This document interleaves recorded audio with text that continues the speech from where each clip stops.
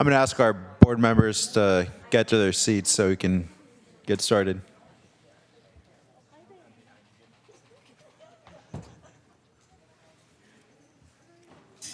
Recording in progress.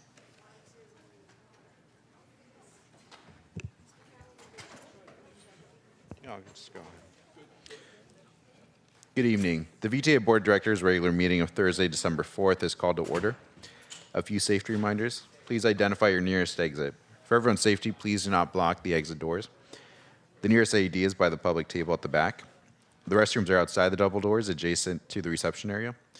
And in the unlikely event that we need to evacuate, our assembly area is on the plaza outside of the building's double doors and will be shown on the screen. And the location of our meeting address is on the screen as well. Welcome to the members of the public who have joined us tonight. For those who would like to address the board, you are encouraged to complete a blue speaker card, which is at the public information table at the back.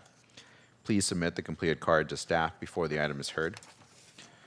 Virtual attendees can use the raise hand function of Zoom or press *9 if they are dialing in. We'll be inviting those who have attended in person to speak first, followed by those on Zoom.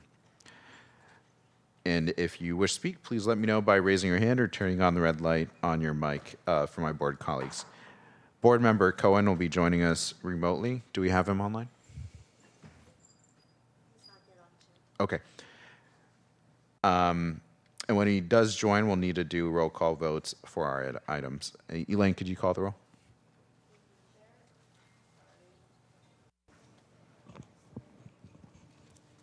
Abekoga. Present. Arenas. Here. Present. Bozo. Absent. Burt. Here. Candelas. Here. Cohen. Absent. Young. Absent.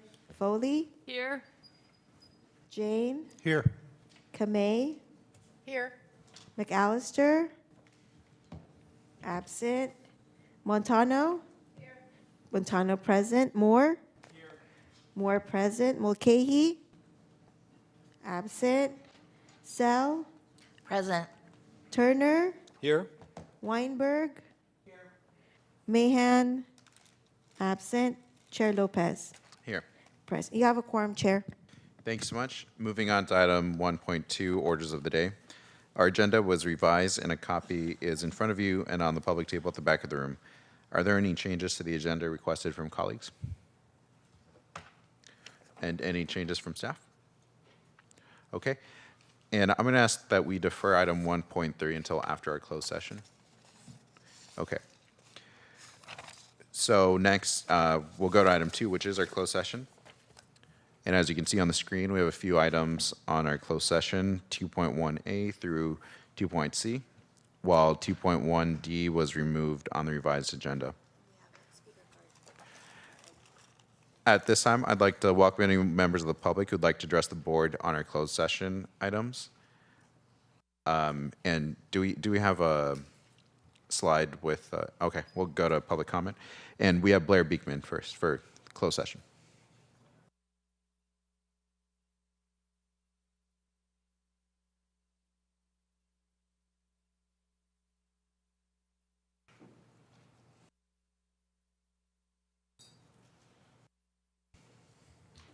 Hi, Blair Beekman.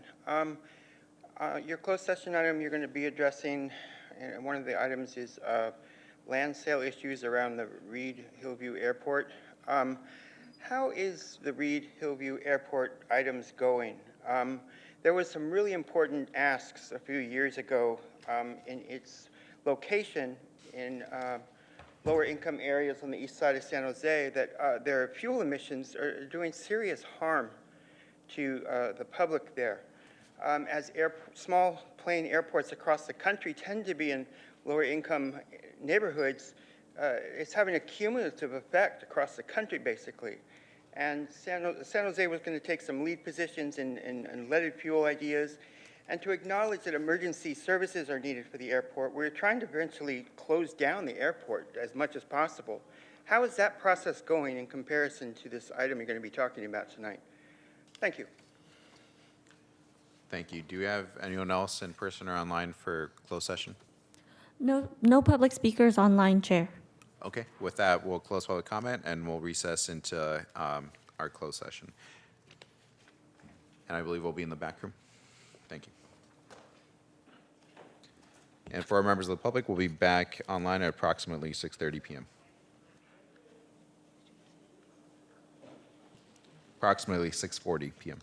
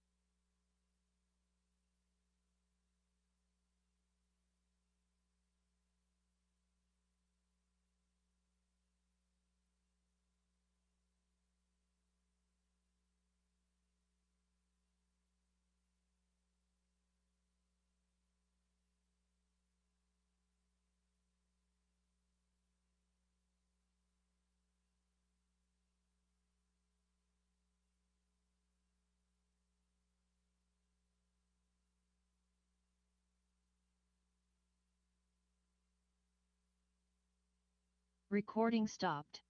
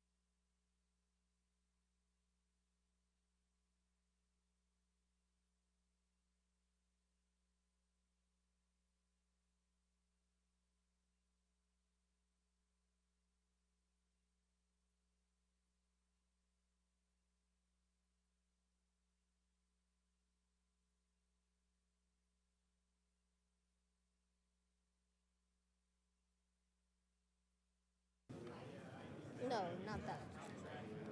Would it be just be on the whole time, or Which one? would the mic be on the whole time, or?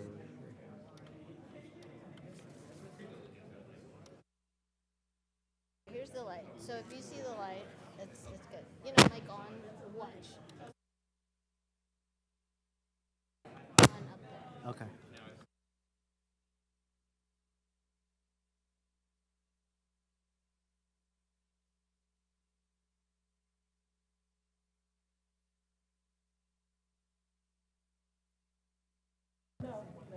Oh.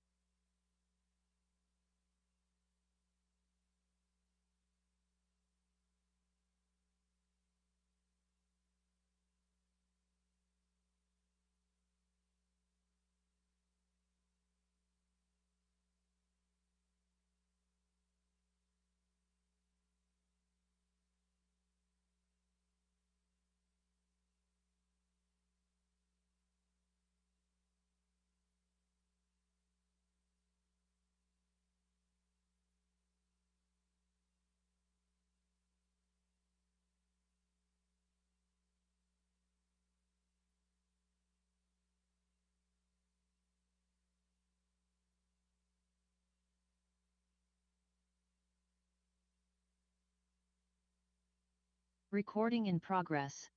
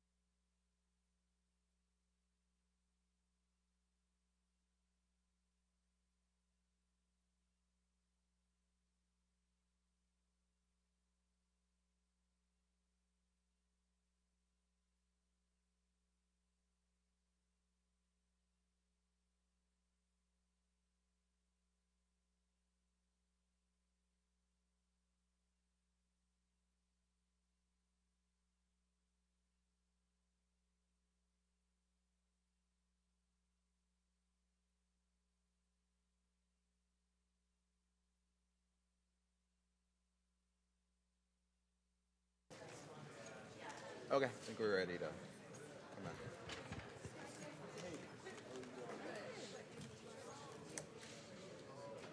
Are we ready? Okay. We're coming back from closed session, and I will report on item C from closed session. There were no reportable actions. Evelyn, do you need a report on the other items? Yes, for 2.1A and 2.1B, there were no reportable actions. Thank you. Because we deferred 1.3, which is the chair and vice chair election, we will start with that item.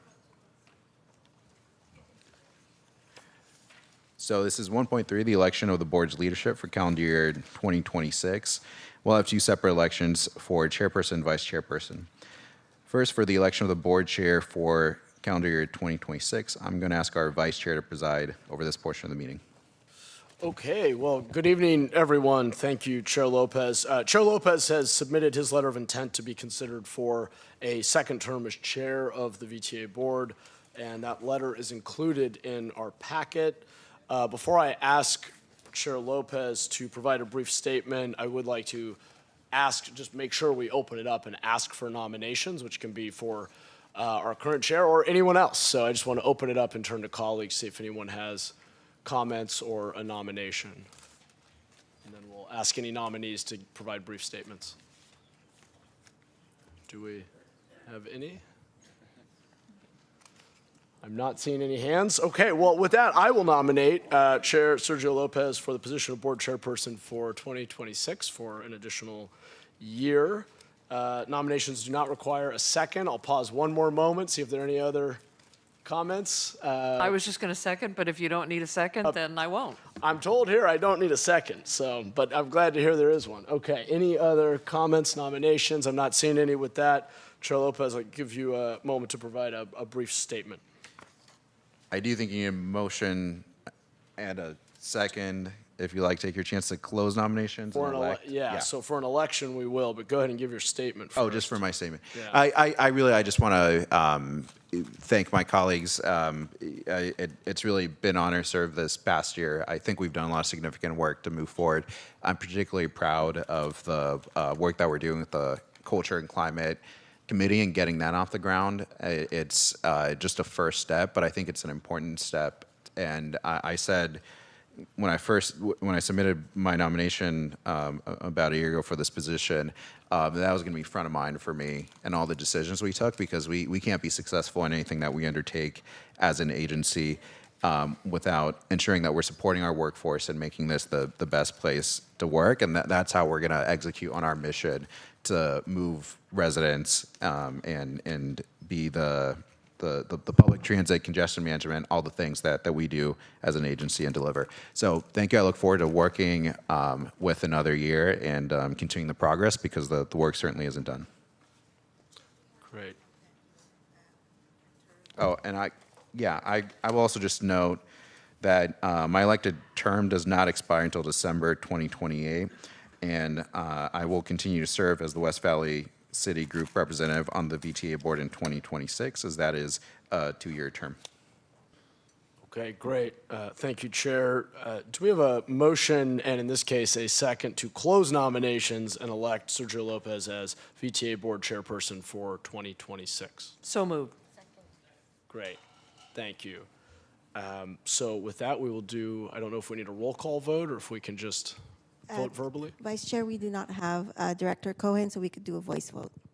We can do a We voice. can do a voice vote because he has not joined us remotely. Oh, okay. All right. Lucky us. All right. All those in favor? Aye. Aye. Any opposed? All right. Do we do abstentions here? Abstain. Any abstentions? Okay. Chair's abstaining. Sorry, in San Jose, we don't abstain. Got it. Well, congratulations, Chair.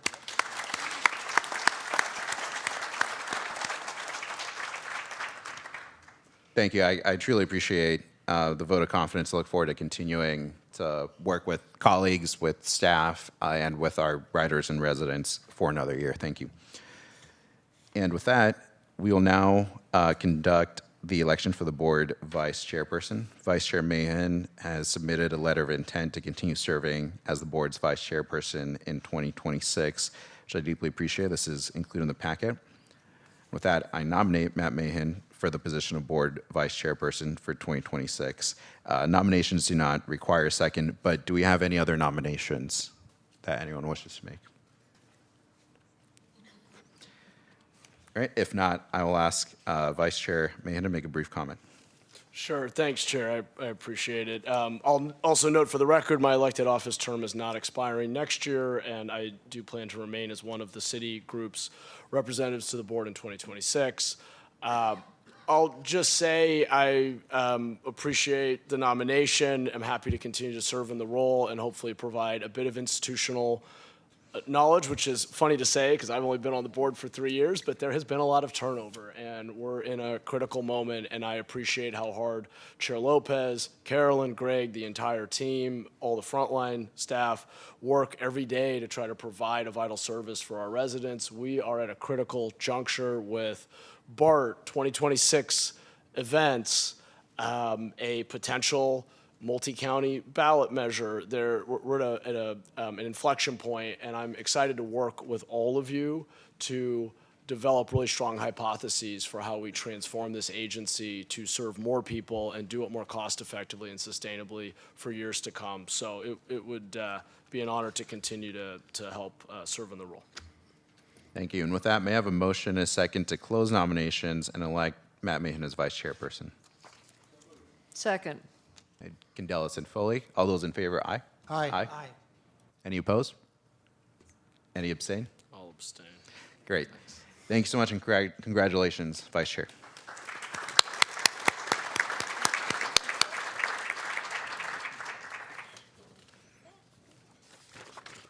So with that, we'll move to item 3, which is awards and commendations. And tonight, I'm pleased to recognize our 2025 Employees of the Year. First, we have, I'm sorry, and Janie Berry, our Deputy Director of Human Resources, will introduce our honorees. Thank you, Chair Lopez, and good evening to the members of the board. I am Janie Berry, Deputy Director of Human Resources, and it's my pleasure to present the 2025 Employees of the Year. And, okay.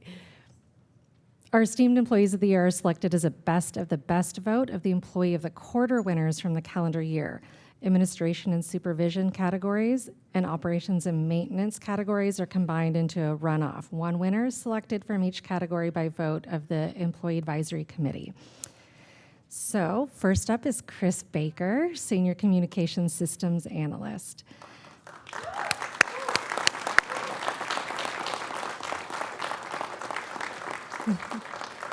You may recall that Chris Baker was selected as the Administration Employee of the Quarter in Q4. A respected VTA employee since 2016, Chris began his career as an overhead line worker and transitioned to Senior Communication Systems Analyst in 2019.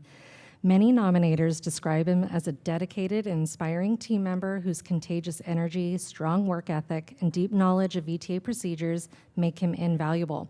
Chris consistently performs at a high level, bringing technical expertise, problem-solving skills, and a collaborative spirit to every project. He actively mentors new peers, shares knowledge generously, and routinely goes above and beyond expectations. A true role model and leader, Chris's contributions have a lasting impact across the agency. Congratulations to Chris.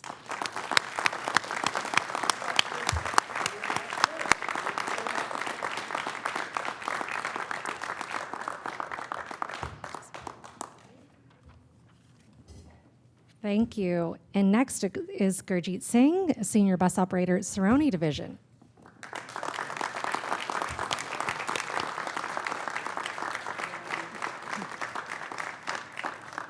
Nominated by several employees, Gurjeet Singh was recognized as an Operations and Maintenance Employee of the Quarter in Q4 of 2025. Throughout the year, Gurjeet continued to distinguish himself among his peers, demonstrating consistent excellence in safety, reliability, and teamwork.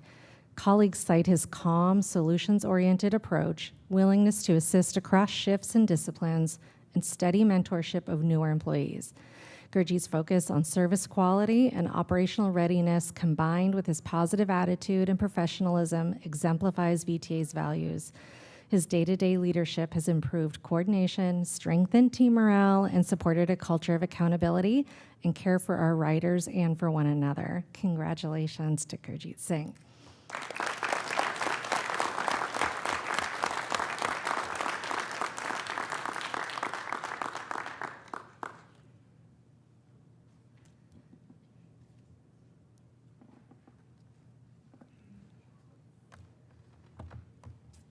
And thank you. That concludes my presentation.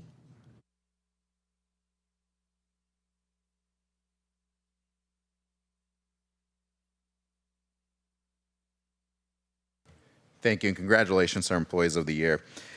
We appreciate your remarkable service and representing the very best of VTA. Thank you so much for your contributions, and we're proud to recognize you tonight. Can we have another round of applause for both of our Employees of the Year?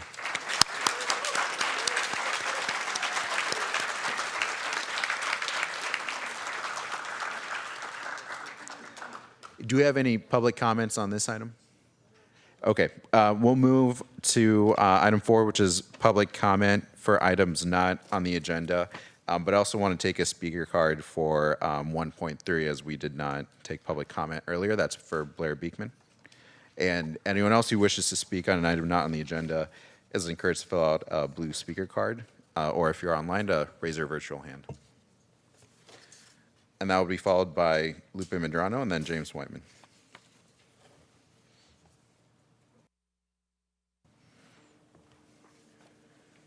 Hi, Blair Beekman. Thanks a lot for the board secretary to come over and ask me if I'd submitted my card, and I had. So thank you for allowing myself public comment to add to the proceedings of elections for 2026. Thank you.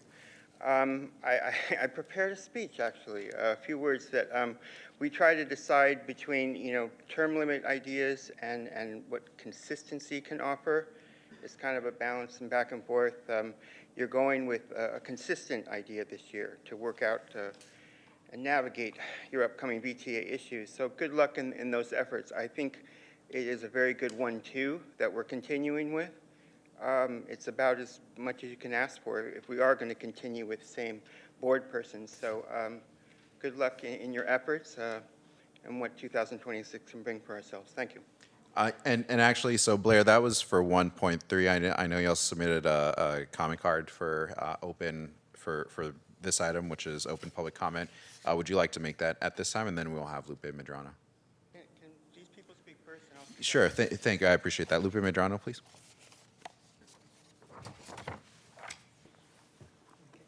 Good evening, board members. I'd first like to start off by thanking everybody here for all your work that you do, and to wish everybody a happy holiday season.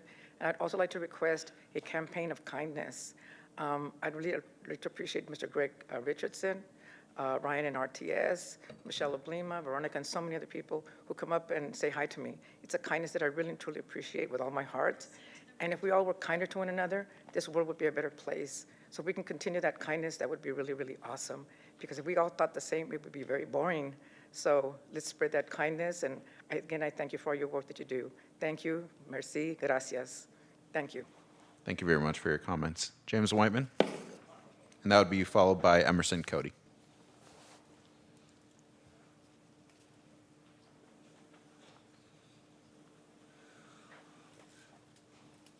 First of all, congratulations to all the VTA employees who are honored here tonight. I just want to thank everyone. If you give yourselves a hand of applause. Also, I wish Paul and Paul could have been here for the Paul works in the downtown customer service center and Paul that works in the VTA customer service because they are really good. I think they should get Paul should get a #1 star and Paul should get a #2 star for their hard work. I really do. And okay, congratulations, Carol McGotten, you're a good general manager. Give yourselves a hand, high five, everybody. Thank you. Emerson Cody.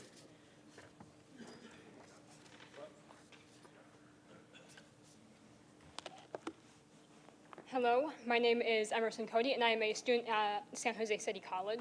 In September, I attended VTA's Strategic Plan Open House at the Roosevelt Community Center, and I couldn't help but to think about how much college students, especially community college students, would benefit from similar informational events being held on or near their campuses.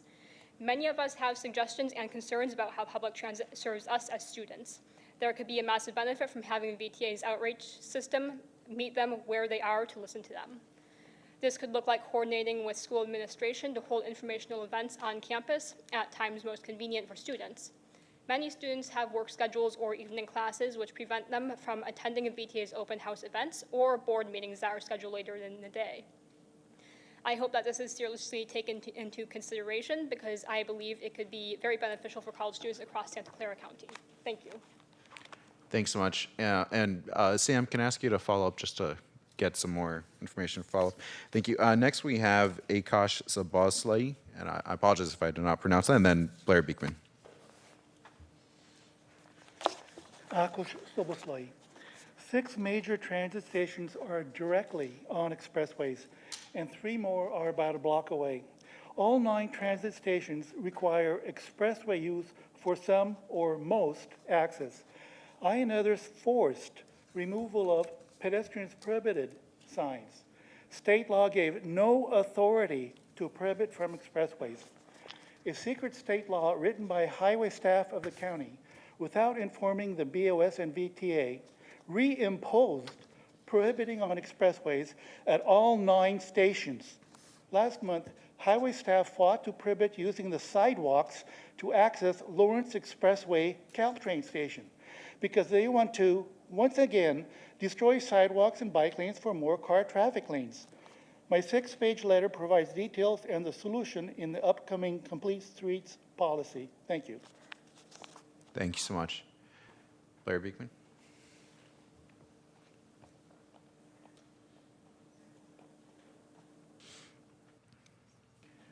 Hi, Blair Beekman.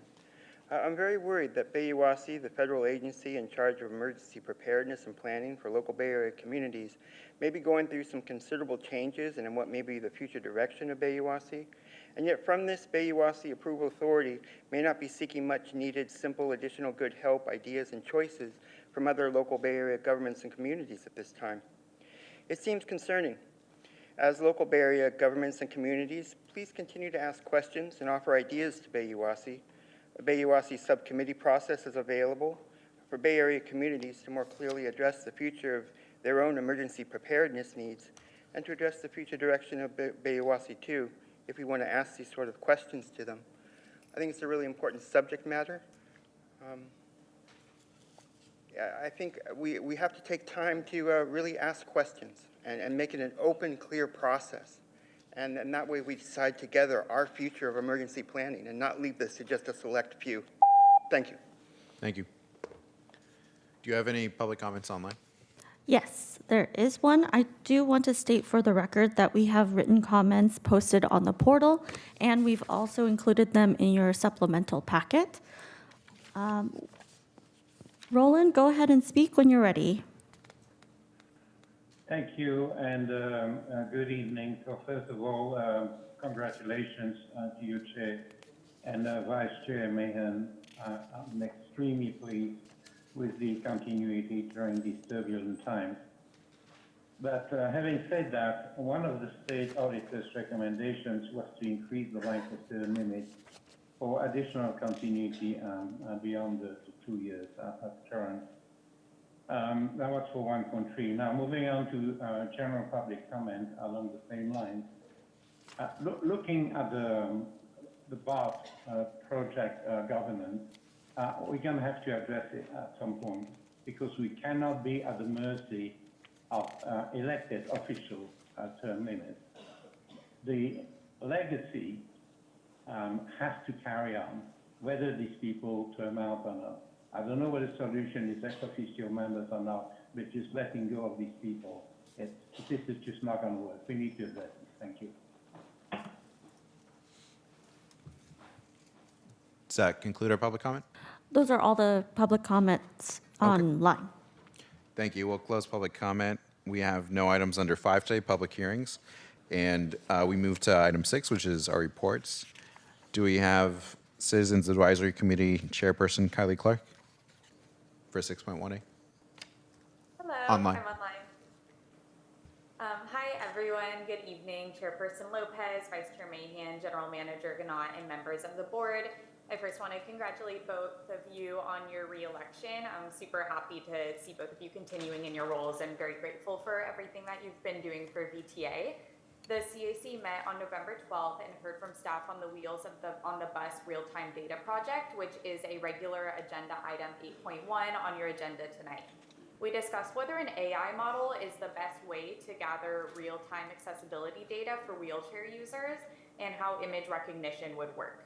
The committee also suggested that bus manufacturers should consider integrating these types of technologies rather than relying on add-on solutions, so kind of trying to get a little bit earlier ahead of the problem.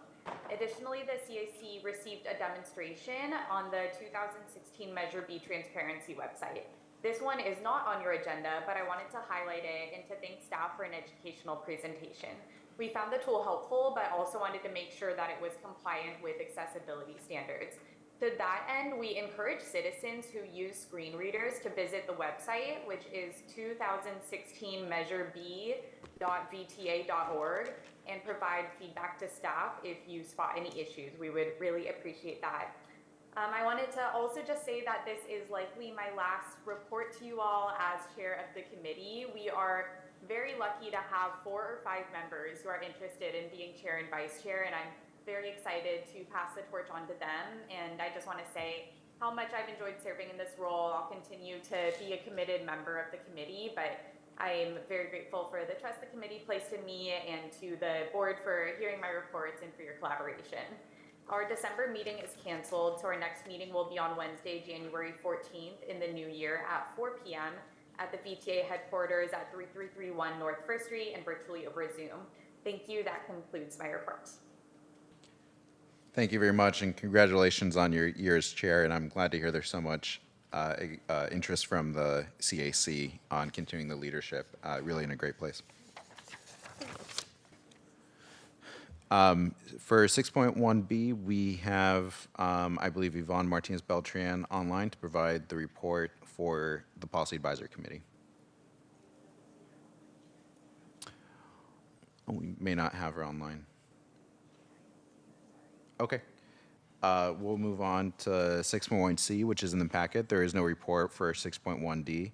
6.1E is in the packet. And that brings us to 6.2, our General Manager CEO's report.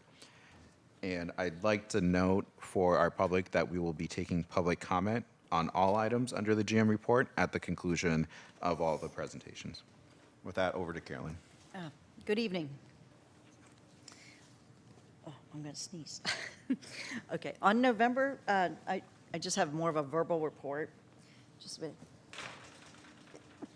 Oh, sorry, at first.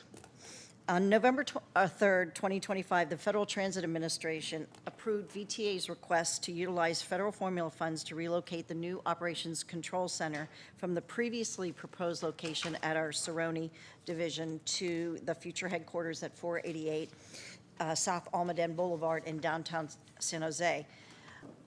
One of the aspects of that is that we will be able to save $12 million by doing that. That was really important to us. So we requested that once we were able to know that we were able to actually put the OCC into that location. We plan to use that approximately $12 million in cost savings to purchase additional hybrid diesel electric buses and other eligible projects approved in the same grant. So wanted to let you know that's actually good news for our agency. I also want to let you know as well that we actually did receive a grant from the Federal Transit Administration as well, that we did receive $20 million in federal funding for hybrid diesel electric low emission buses from the low no emission program. This funding represents a meaningful step, once again, towards transitioning to a more modern fleet, reducing harmful emissions and strengthening our system's long-term reliability. It allows us to replace aging diesel buses we still are using currently with modern hybrids. It also will allow us to reduce breakdowns, improve our operating performance, and protect daily service delivery for the communities we serve. And I want to thank our delegation for their leadership in supporting VTA for this funding, and by working together with our partners at the federal level, VTA will continue to move forward towards a clean and more resilient and more equitable future. So I'm real happy that we were able to get $20 million in that program. The next thing I'm really pleased to announce the creation of a new position at VTA, which is the Security Transit Officer. And this actually addresses a little bit about what our public commenter was saying today at the Governance and Audit Committee in terms of what we can do for security, thinking through 2026. The new Security Transit Officer role strengthens VTA's safety, customer service, and systems support capabilities by combining what was our traditional fare inspection duties with expanded security and operational responsibilities.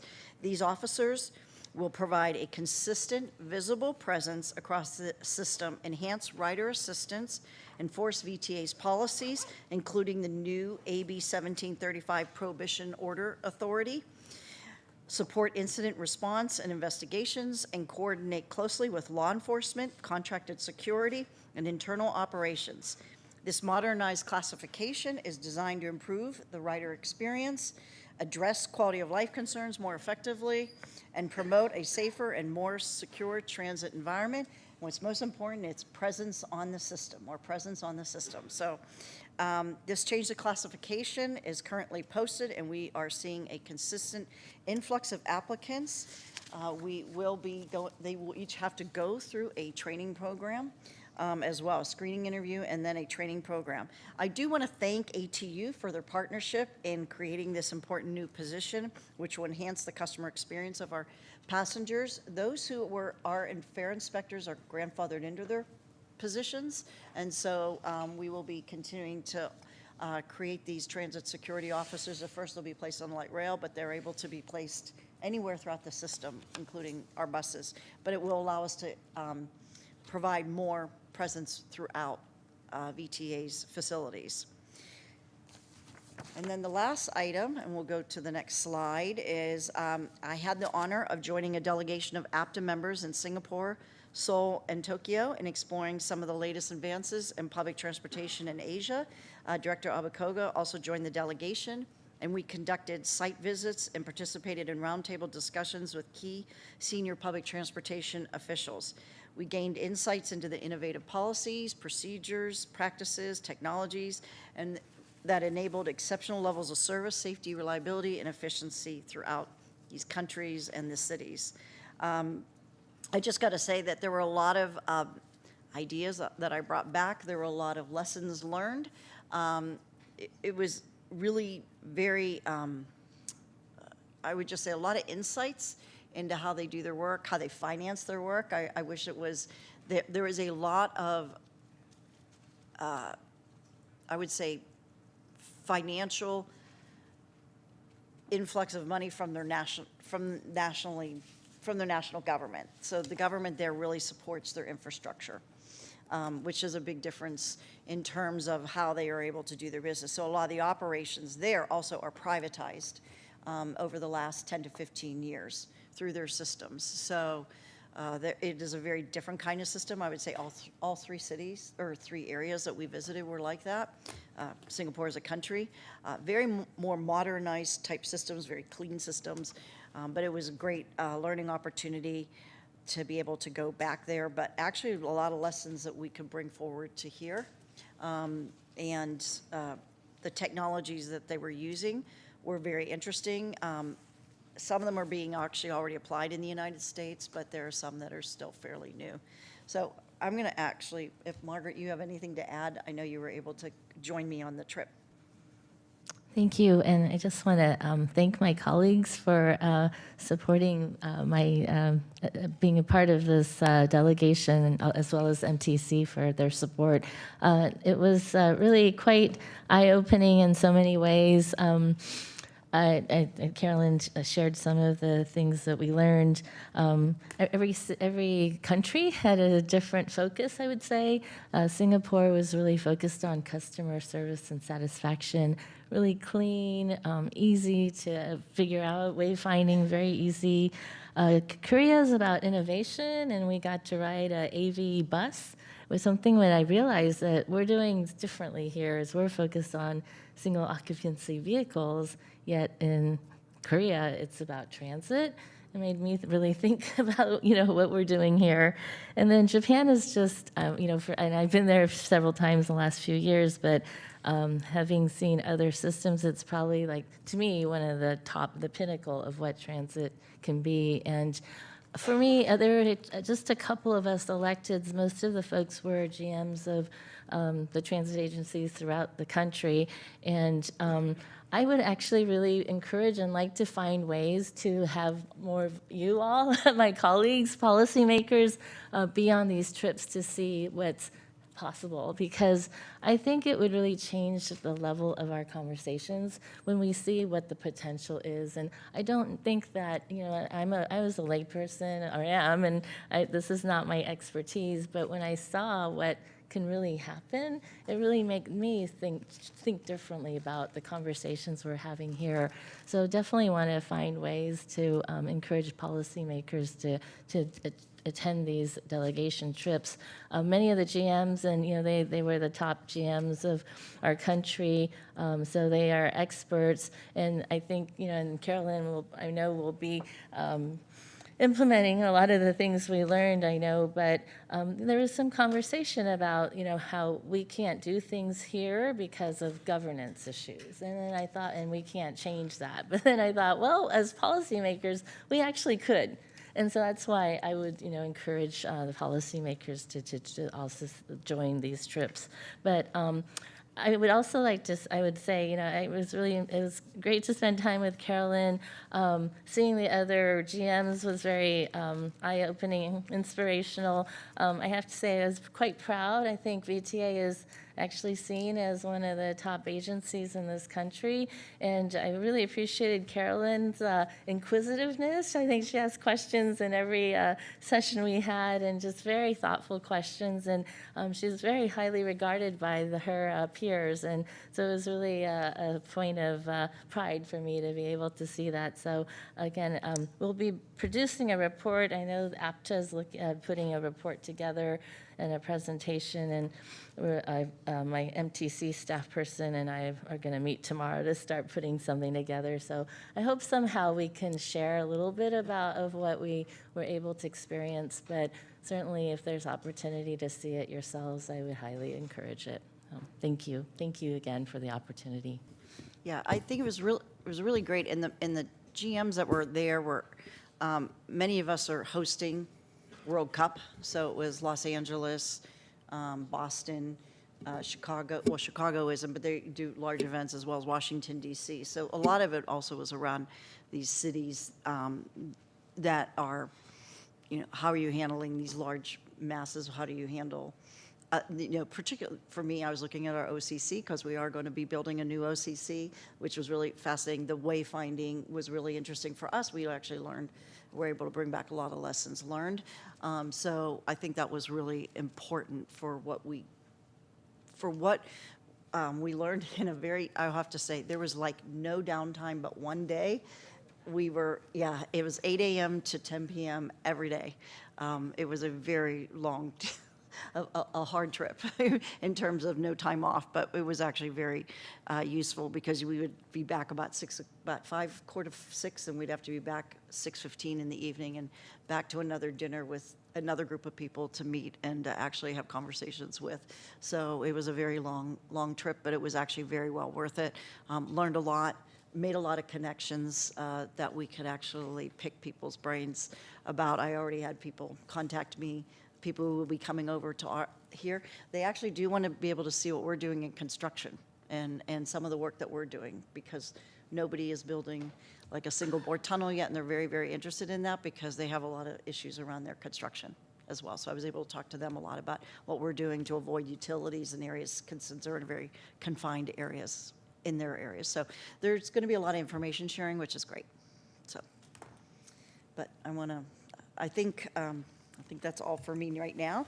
Just to let you know that the preliminary ridership data for October and the safety and security data are in your reading folder. And we have a couple other items that are still on my report tonight. And that first one is in regard to the staff response for the November board referral regarding the regional measure. Sam Sargent and Scott Haywood are here to cover that item and the update on SB 63. So I'm going to just cover the board referral response very quickly, and Sam is here to answer questions as well. Let's just go to the next slide.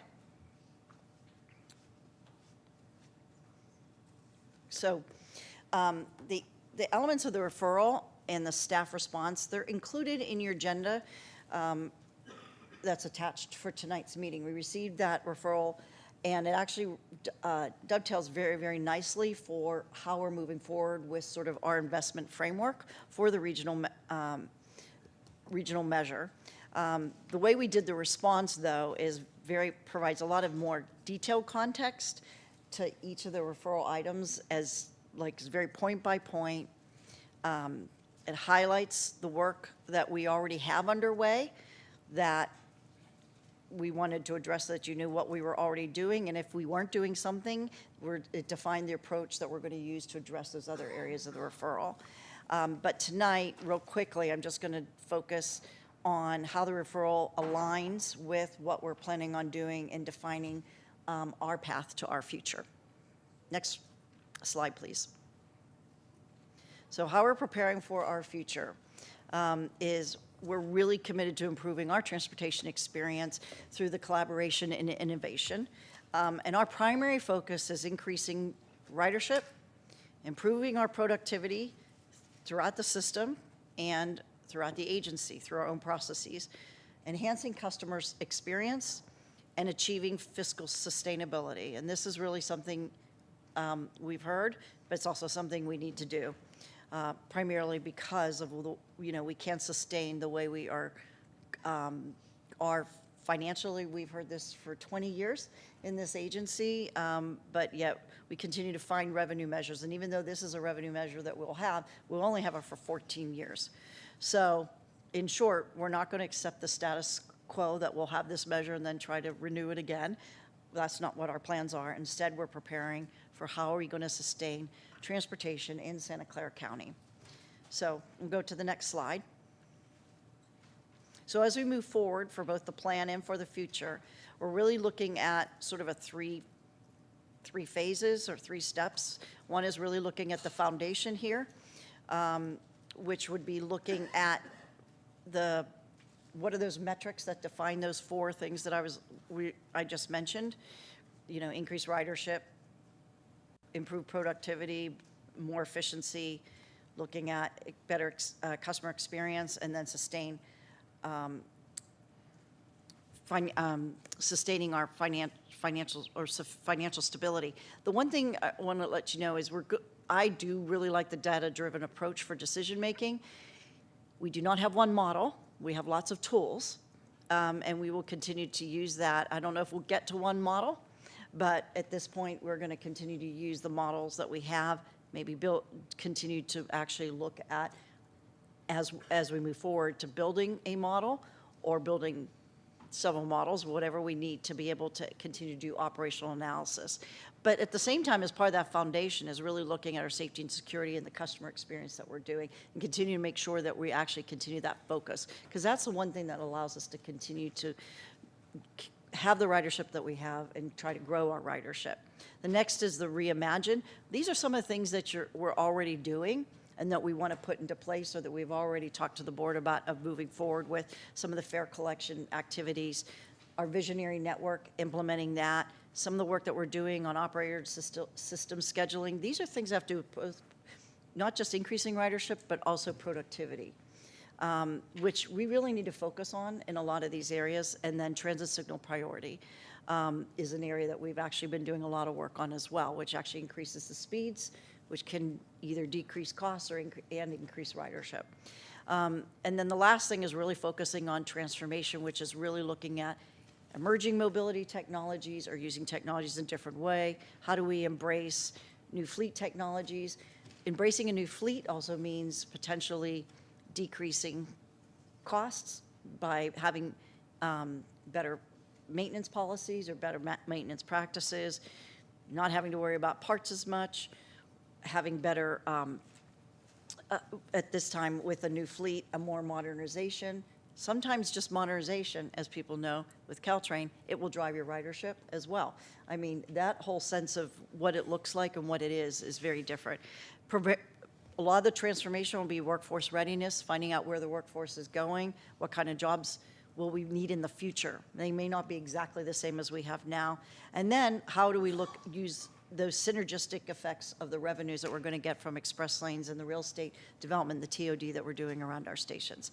So we'll be coming back at looking at each in these areas. I have set up task force.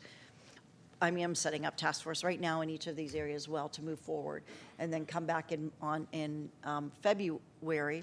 We'll be looking at really what kind of relations do we see between all these cost drivers and ridership drivers and areas when it comes to financial stability do we need to take a look at. So can we go to the next slide, please? So the next steps is really letting you know that this is going to be an interim process. So come February, you're not going to see an investment plan that's been driven through a model. You're going to start to see strategies and where we're seeing those go to in terms of, are we going to see strategies, how they increase, what the likelihood is of increasing the ridership, where we're going to see strategies that decrease costs. Some may do both, but where we're going to be potentially moving at those that we're going to continue to study and move forward with, those that align with the metrics that we want to see.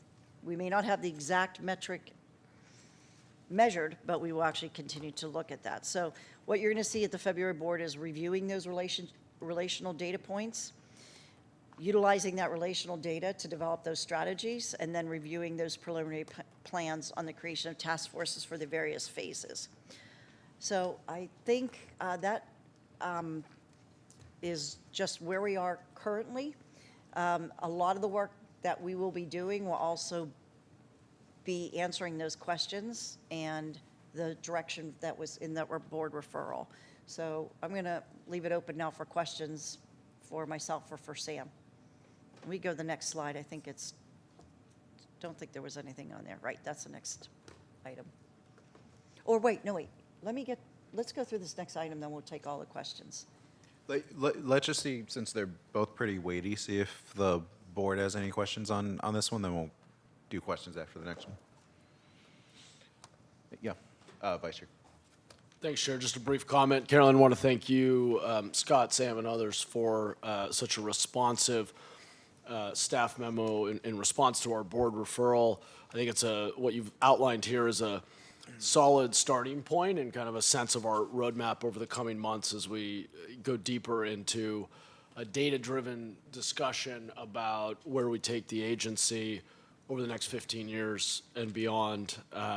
Question I had was, we've heard in our office a lot of interest from various individuals and groups that they'd love to engage on the topic and offer suggestions and insights. And I'm curious what vehicle or forum through which you plan to solicit input or receive input from different stakeholders, including our labor partners, private sector participants, academia, and others.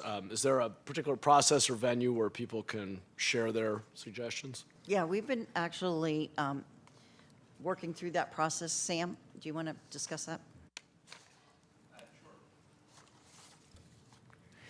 Yes, absolutely. Thank you for the question, Vice Chair. So the way that we have it structured, obviously, the board here and members of the public have seen how we've responded sort of in a line-by-line way to the referral, and I thought that was a really helpful inventory of not only a lot of what we are currently doing, sort of falling into those 3 phases, along with the requested work with MTI. So we've got another set of really solid, independent, nationally, internationally known experts who are going to be able to assist with the build-up to both February and the Future of Transportation workshop that's also mentioned in there. But it's a great question because, as the general manager mentioned, we are internally structuring the work both in terms of looking at data, looking at innovative technologies, looking at ways for us to improve our own business practices, and then move into this transformational stage with these task forces. And I think it's going to be a great opportunity as we get that up and running literally today into next week, really the rest of this month, of finding the opportunities for each of those task force areas to draw in other people who are interested. And so my ask to the board would be, if you are hearing of people who are experts in our community, experts in a lot of different fields who have ideas, we want to hear those ideas. You know, we have a lot of expertise here at VTA, but we don't know everything. And so I think that I, or through the general manager, would be the conduit for that. But do know, as we are building up towards February, we are also going to be engaging with other independent experts to really validate the good ideas that are going to come from staff. Great. Okay, well, thank you for that. That's great to hear. And then just for my colleagues here, my hope is that over the coming months, we all get much deeper into what our hypotheses are and recognize that they are just hypotheses, but they should be informed by assumptions, modeling. We should be able to say, if we put, $25 million into these safe and clean initiatives over the next decade, we expect this much impact, or versus $50 million. Or if we put this level of effort and investment into upgrading the vehicles, we expect maintenance costs to go down this much. Or if we invest this much in fare collection and enforcement, we expect fare box recovery and financial outcomes as such, and to really just start to understand the relationships between investments or bets we could make over the next decade plus and what expected outcome there would be. And it's important for us to define that up front, both so we pick the right bets that are likely to be highest ROI, but so that we also are accountable. And along the way, if we see that we're making the bets and they're not delivering the outcome, we can make adjustments. So we can say, wow, we just invested a bunch in this strategy, doesn't seem to be yielding the outcome we thought. Maybe we should pull back a little bit and use those resources elsewhere. And just really getting a better sense of what are our top strategies, hypotheses, bets we can make, and what do we think will happen if we make them so that we're in a healthier place in 15 years. So anyway, I appreciate we put a lot of effort into the board referral, and I feel like it was met with equal rigor from staff in response, which I really appreciate. So thank you very much. Thank you. And the only thing I want to add is what I appreciate about this, without going to the substance of the response, which I think is all spot on, is the degree to which clearly staff is internalizing the concerns out of which the referral arose. And so it's always helpful when it's not just something coming from the board and it feels like we're going in different directions, but to be truly aligned. And of course, there's still going to be questions that we're going to try to address, as the Vice Chair just brought up. But I at least feel that we are going in the same direction on this. Any other comments from board directors? If not, then I think we can go to the next Next item in your report, Carolyn.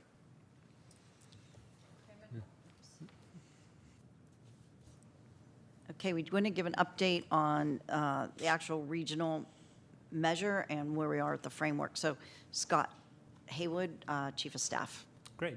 Thanks very much, Carolyn, and good evening to all the members of the board tonight. As Carolyn just said, I have a brief update tonight on the status of SB 63 and the next steps for a potential sales tax measure. Just as a quick refresher on the specifics, SB 63 authorizes the placement of a 5-county half-cent sales tax measure to be placed on the November 2026 ballot to fund public transit, and the length of the tax will be for 14 years. Next slide, please. Great. I'd like to begin by sharing the results of a recent poll conducted by the Metropolitan Transportation Commission, or MTC, exploring voter interest in a transportation measure. When likely voters were read the potential ballot language, 56% of those polled in the 5 counties indicated their support for the measure. In Santa Clara, it was 50%. Next slide, please. Now, why this is particularly significant is that SB 63 doesn't automatically place a measure on the ballot. There are, however, 2 possible methods for this to happen. The first method is for MTC to place the measure on the ballot. In this case, it will require a 2/3 vote, a positive vote to pass. Per MTC's polling data we just reviewed, it appears that achieving a 2/3 vote is unlikely at this time. The second method would be through a citizens initiative. And under this scenario, a citizens group would be required to gather signatures from voters within the 5 counties to place a measure on the ballot. Should this ever occur, it would require only a simple majority to pass. Again, based on MTC's polling, this appears to be the only real viable path for the measure to be adopted. And it's our understanding, I should say, that a citizens initiative effort is indeed underway. Next slide, please. Now, should the measure be placed on the ballot and adopted by voters, SB 63 specifies certain annual allocations from the measure to be directed to Caltrain, MTC's transit transformation programs, and for administration of the measure. The remaining revenues that are generated in Santa Clara County will be returned to VTA. This amounts to an estimated of $265 million annually. Of the funds that are returned to VTA, SB 63 is very specific that the funds can only be spent on transit and on roadway repavement projects for roads served by fixed route transit. However, how these revenues are spent within these parameters is at the sole discretion of the VTA Board of Directors. So next slide. So in keeping with what Carolyn was just discussing, to provide the board with the necessary information to determine how these funds will be spent, staff will begin gathering data and community input in the first part of next year. This will include the activities presented on the screen, which include public meetings, working with our advisory committees, and working with CMPP. We will also be conducting our own poll later this month to determine the type of transit projects and services that are of interest to the community. The goal is to develop a draft investment framework that will achieve the vision Carolyn and the board just discussed, and we will utilize data to ensure we fund programs and services that will increase ridership and productivity and that will be appealing to the community. So we plan to have a draft for the board to consider at your April board workshop and for the board to take action possibly in June. With that, I'll return it back to Carolyn. So that concludes my report.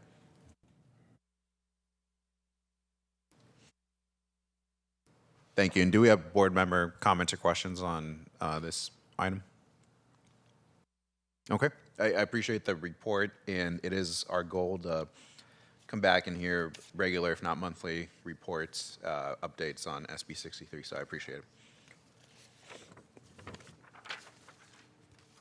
I will now do public comment for the GM report, and as noted, we will take these under one item.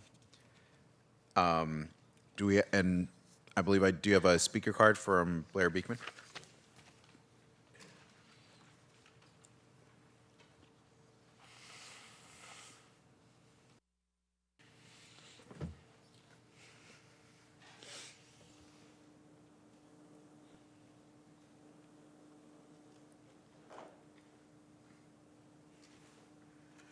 Hi, thank you. Blair Beekman to speak on item 6.2, the General Manager's Report. As you're working towards how to be building into 2026 and beyond, Uh, I've been working in San Diego and in Oakland that we're trying to address the future of how Flock can leave as our current ALPR vendors in those cities and find a new vendor for ALPR use that's more principled. We are actually doing an awesome good job in addressing crime right now throughout California. Mayor Mahan and the mayor of San Francisco and others made that point very clear to the Trump administration. They agreed.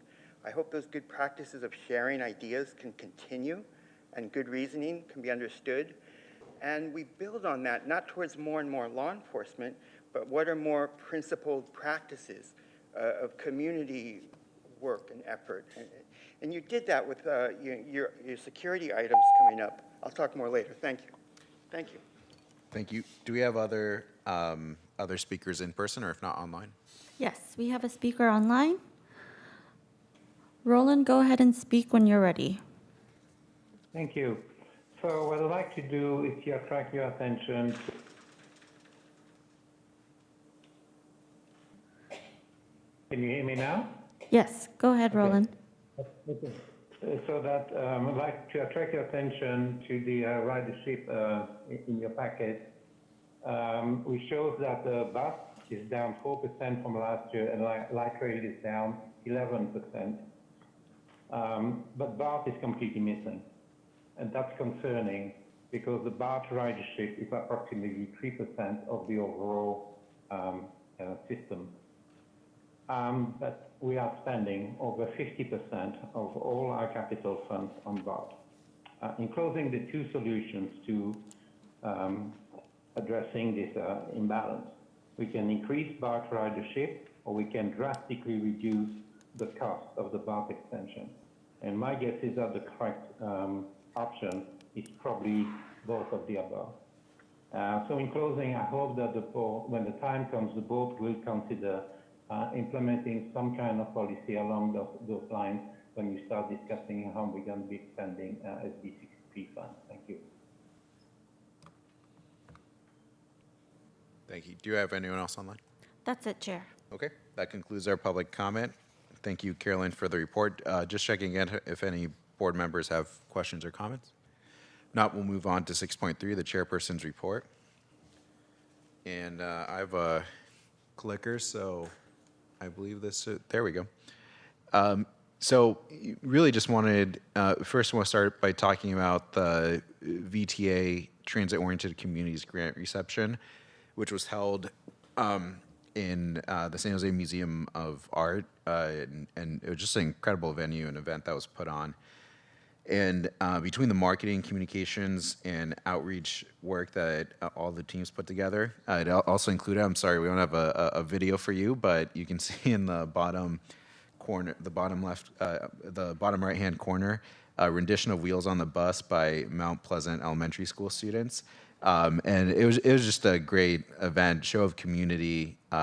So many of our community partners for whom these grants will be game-changing in many cases. And I really want to appreciate all the teams and the work of our TOC program team on this impactful program and continue to support the good that our grant recipients are doing in this VTA service area as we now move into a couple years of this grant and build on the successes that we've had. So really just the team outdid themselves with this event. Thank you to the board members who were able to attend. And you can see in the top corner, I had the chance to do Oscar style and open the golden envelope to announce the winners. So looking forward to a chance to do that again next year as well. So besides that, really just wanted to do a little bit of a year in review and really take a few minutes to say thank you as we're coming out of this Thanksgiving season. 2025 really was a year of impact at VTA, and that was made possible by everyone on this dais and our dedicated agency staff, including our GM. And as I said earlier, it's my honor to serve as your chair in 2025, and each member of the board, our alternates, and all of you who make up this agency, our advisory bodies, played a key role in our successes and helped move us forward in some key way. Each of you has given your time and talent to making VTA a world-class transportation agency, as was mentioned. Together we've moved people, started and completed some great projects, and prepared our agency for a transformational 2026 and beyond. And I really want to highlight the people more than the projects, because it's the people that come first. You'll see up here our joint workforce investment graduates who are having the chance to train and equip themselves with skills while working on their degrees, to our culture and climate team coming together, planning, operations, finance, communications, government affairs, capital projects, our legal team, and everything in between. You helped make VTA great this year. And I'm so grateful for the opportunity to engage with so many of our cities and communities in Santa Clara County over the past year. And we're trying to count down and make a map. We made it to East San Jose, the West Valley, South County, our cities up north, all the way to Los Altos Hills, South County, all the way down to Gilroy and Morgan Hill, downtown San Jose, Milpitas. So I think we hit all the corners of our service areas, and if there's any of your communities that we miss, promise to continue being in your communities throughout 2026 and working with all of you to be out there, tell our story, and to listen to our residents. And of course, I've had the opportunity to speak at numerous events, not just locally, but nationally as well. And I can tell you the strength of our reputation and the interest in what we're doing to improve our county's mobility, lead within the region, and lead within the industry has been clear. And so I really just want to say, let's continue the successes of our transit service, our CMA projects, our TOC program, and so importantly, engaging with VTA County's diverse, with Santa Clara County's diverse communities into the new year while working together to move us forward. And next year is going to be a big year, to say the least. And just to touch on this, we will be the transit agency for the Super Bowl and 7 World Cup matches. We will continue work on one of the largest federally funded transit investments in history, BART to Silicon Valley Phase 2, while getting closer to completing an important and necessary and historic investment in East San Jose with EBRC, while working together with our community to make that happen in a just and equitable way. We'll advance our zero-emission fleet transition and lean into innovation and really dig on the data to take some calculated risks, as we've been talking about. We'll continue to also lean in our workforce development and strengthen our partnership with unions and the entire VTA staff who keep our county moving. And as we close out the year, I'm grateful to each one of you on this dais for your work, and as I said earlier, entrusting me to be your chair. The future of VTA is bright, and I'm ready and engaged and excited to continue the work. Thank you all. And with that, I will see if there's any public comment for 6.3 or online. Oh, Blair Beekman.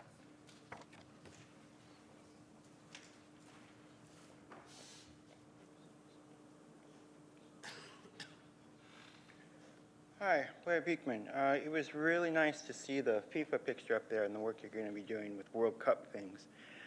With the World Cup and the Super Bowl, 2026 is a really important year for Bay Area sports, and with that comes a lot of preparation and planning. That's the work I used to be around with Bay Uwasi, and it's nice to see that and just get a familiarity that conversations can happen, and all this work you'll be doing, Bay Uwasi's name and their security efforts will be coming up at some point in those conversations, and just dropping off little asks to them and making that conversation regular. What will their future be like? And for all of us, I hope that can be happening in this upcoming soccer and football year. Thank you. Thank you. Do you have any comments online? No comments online, Chair. Okay. And any comments or questions from colleagues? Okay. So we're now onto our consent agenda, and this includes items 7.1 through 7.13. Thank you. Members of the public who'd like to address the board on an item on consent, please submit your blue card now, raise your hand on your app, or press *9 on your phone. Now for colleagues, are there any items that any board member wishes to pull from or add to the consent agenda? Director Candelas? Yeah, I'd like to just comment on 7.8. A quick question. Sure, go ahead. Yeah, so I just Let's see, this is a big contract for BSV2, specifically for key stakeholder and community relations support. And obviously the work is best suited for those that know the local community and those entities or organizations most often located, to no one's surprise, locally. And so I just had a question for the staff.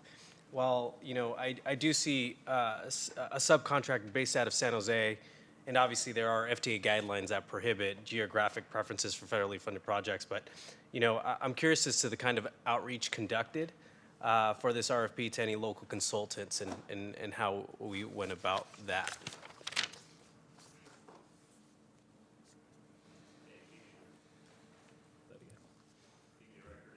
Rokes, the Deputy Director for External Affairs from BSV, is going to answer that question. Good evening, directors. We notified many of the firms locally here in advance of the procurement, the RFP posting. In addition, we posted on LinkedIn and within the San Jose Post, and several of the team members posted on LinkedIn to help spread the word. And we had great attendance at a pre-bid meeting that we had, and we received 6 different proposals from teams. Wonderful. And then a question: was there? Did we reach out to, let's say, the Minority Business Consortium, or what kind of outreach did we utilize with regards to the MBC? Yeah, the Minority Business Consortium is under contract with VTA to help raise the awareness of contracts like this.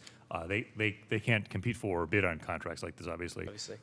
But we worked through our small business program to try to reach as many contractors as possible, and I believe they were part of that effort. But to be clear, they were not invited to bid because they work for us to try to develop interest. Correct. Okay. No, I just wanted to ask those questions, and obviously, I think the work that needs to happen as part of this is what matters. But you know, that's something that I wanted for staff to reflect on. Obviously, given the expertise of engaging key stakeholders in the area is most often reflected by those consultant groups most often located in San Jose. But I appreciate staff's work, and that's the end of my questions, Chair. With that, I'll move the consent calendar. Thank you. We have a motion and a second. I just want to see if there's any other questions or, okay. And before you vote, any abstentions or recusals on consent? Okay. Now, before we take that vote, I do want to go to public comment for items on the consent agenda, and I have a speaker card from Blair Beekman.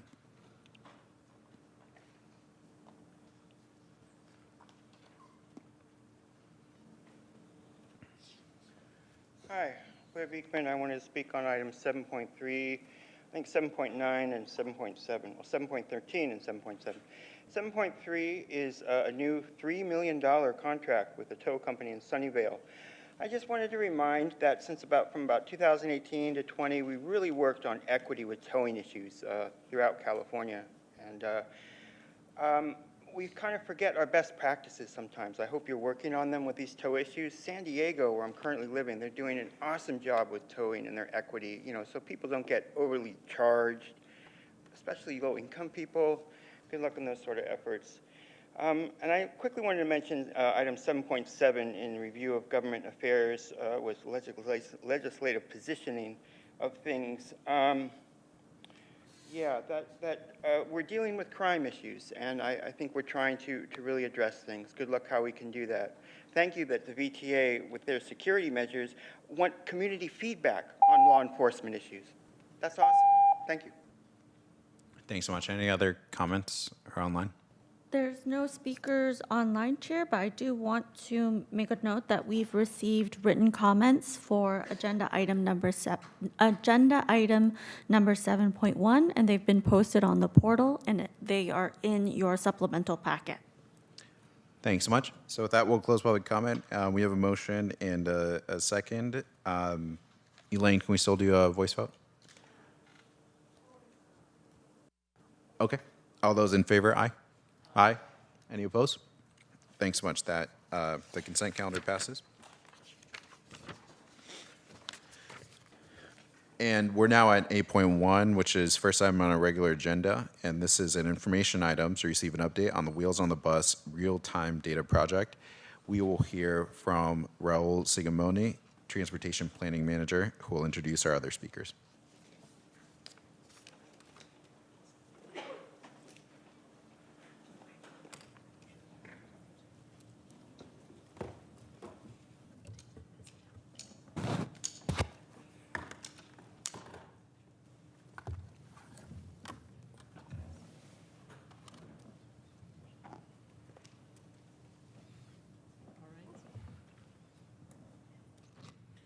Is this on? Yes. As we get set up, Chair, I'm Deborah DeGang. I'm the Chief Planning Officer, and I'm really excited to bring this Wheels on the Bus real-time data project to you. This is an innovative project that we just completed using some federal grant funds, and really shows how we're trying to think in a more forward way about how to collect data and how to better serve our community. So with that, I'll introduce Rahul Sigamoni to talk about this project. Okay, great. As Deborah mentioned, this is an item which we got a federal US DOT grant for, and this really focuses on customer experience of our riders. So what we have right now is Ian Lynn, Transportation Planner 3, who was the project manager for this pilot program, as well as Lauren Ledbetter, our Senior Transportation Planner, to answer any additional questions the board may have. So with that, I'll let Ian go through the presentations, and then afterwards we'll field any questions you may have. Thank you, and good evening, members of the board. We are here to provide you with an update on the Wheels on the Bus real-time data project that we just completed. As we know, VTA strives to provide a better transit experience for our passengers, including the 10% who travel with a bicycle or by means of a wheelchair or mobility device. However, we continue to hear from our riders' concerns about the capacity of putting their bikes or wheelchairs on board our buses and being denied boarding. As VTA embraces innovative technologies to solve mobility problems, staff initiated this pilot study in the hope of improving customer satisfaction.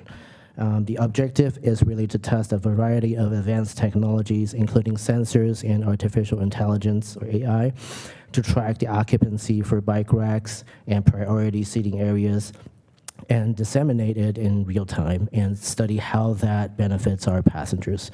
This pilot that we just completed was funded by Stage 1 of the Federal SMART Grant, and it was one of the only 59 projects awarded nationally. And having received Stage 1 funding made us eligible to apply for Stage 2, competing against other eligible projects nationwide. And to our knowledge, VTA is the first transit agency across the country to test this concept, and the final report, the data, and lessons learned from this project have been shared nationally.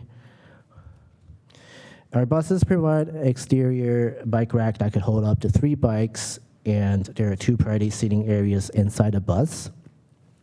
So after learning about the issue of denied boarding, we decided to take a deeper dive to engage the cycling community as well as riders with disabilities to have a good understanding of their daily struggles and how they really think the occupancy data could come into play when getting around the county. And the outreach was done with a variety of methods, including online surveys, focus group meetings, and interviews with our bus operators. We learned from the outreach that people who travel using mobility devices think that real-time occupancy is less helpful in that they usually plan their trips way in advance, and their alternatives are limited to waiting for the next bus. However, they do think that historical occupancy information could help plan their trip smoothly, as this information may allow them to arrange their trip to avoid times or stops where priority seating is more likely to be occupied. The cycling community, on the other hand, think that real-time occupancy could help them make instant decisions whether to take the next bus approaching or to continue riding to the next stop. So we tested a variety of options and collect occupancy data, and on the next 3 slides, we're going to summarize the most feasible options, along with the hardware software requirements and rough cost estimate. Starting with, does that sound okay? Starting with the path to collect bike rack occupancy that was found successful. On VTA buses, we have built-in sensors on the bike racks, As someone raises the handle to mount their bikes on, it will trigger the sensor, and the occupancy information will be picked up by the VeloLink unit, which is a computer processor and a cellular unit developed and branded by the vendor that we worked with. The unit would then transmit occupancy information to the cloud and theoretically can be integrated into Transit app or Google Maps. And in the case of this pilot, we used a standalone dashboard to display the data, as you can see on the very right of the screen. Collecting priority seating area occupancy is a little complex. The one we were able to do with a more comprehensive test on was through a sensor installed in the harness tensioner of the wheelchair securement system. So as the operator pulls and secures a harness to a wheelchair, the occupancy data is picked up by the sensor and followed by the exact same process through the VeloLink unit, like we just saw on the previous slide.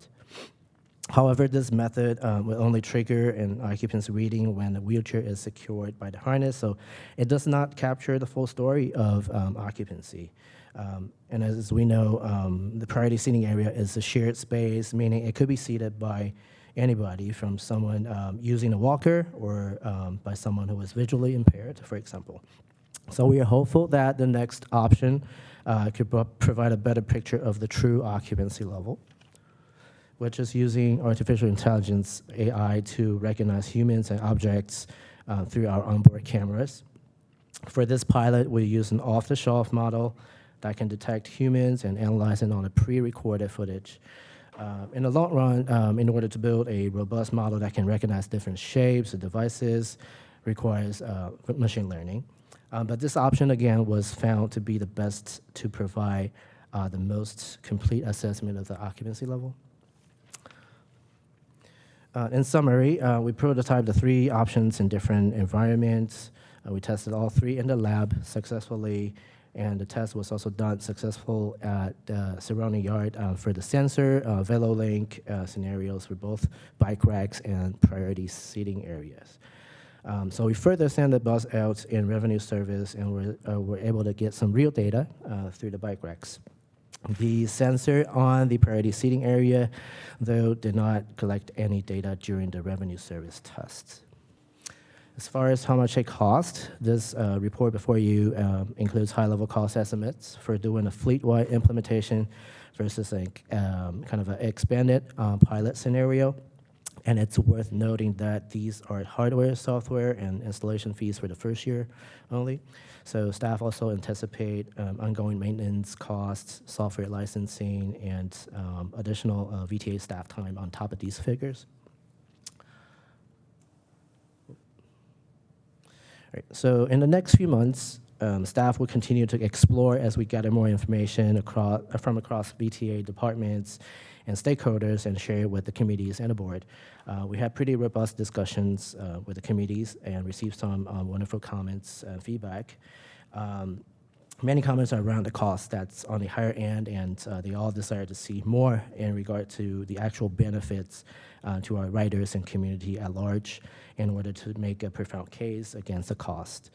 One member of the committee has mentioned that the cost today looks a little inflated for AI, but is positive, confident that as technology is rapidly evolving, the related costs may go down over time and will likely make future implementation more financially compelling.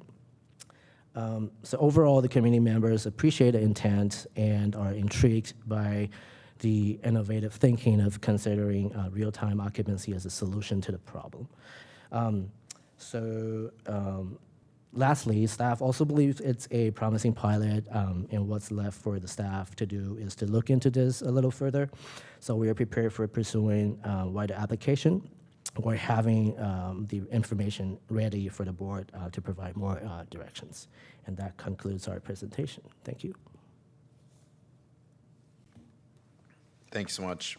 Let's first take public comment. Do we have any speakers for this item? Blair Beekman.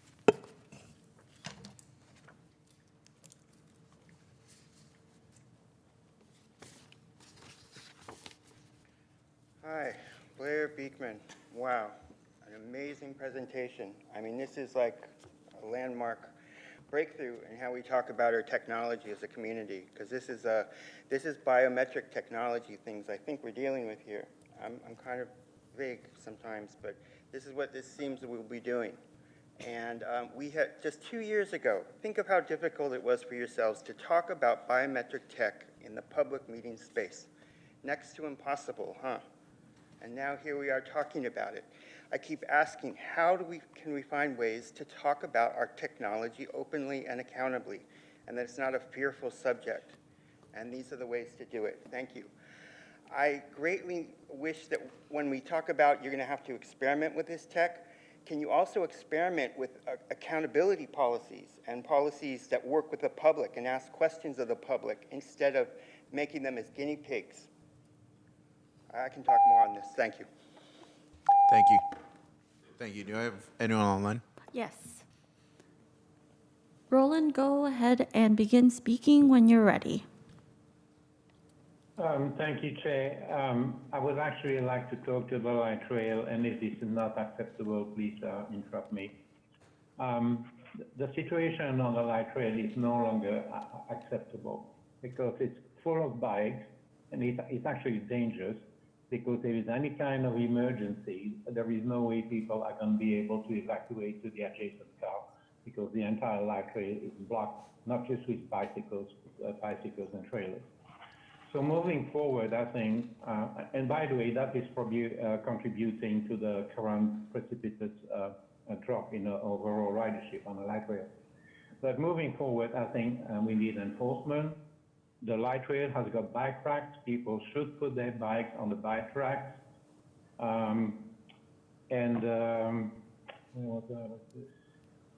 Yeah, the other thing is I wish that people with bikes use the 2 middle doors and the 2 outer doors be reserved for seniors and people with disabilities. Thank you.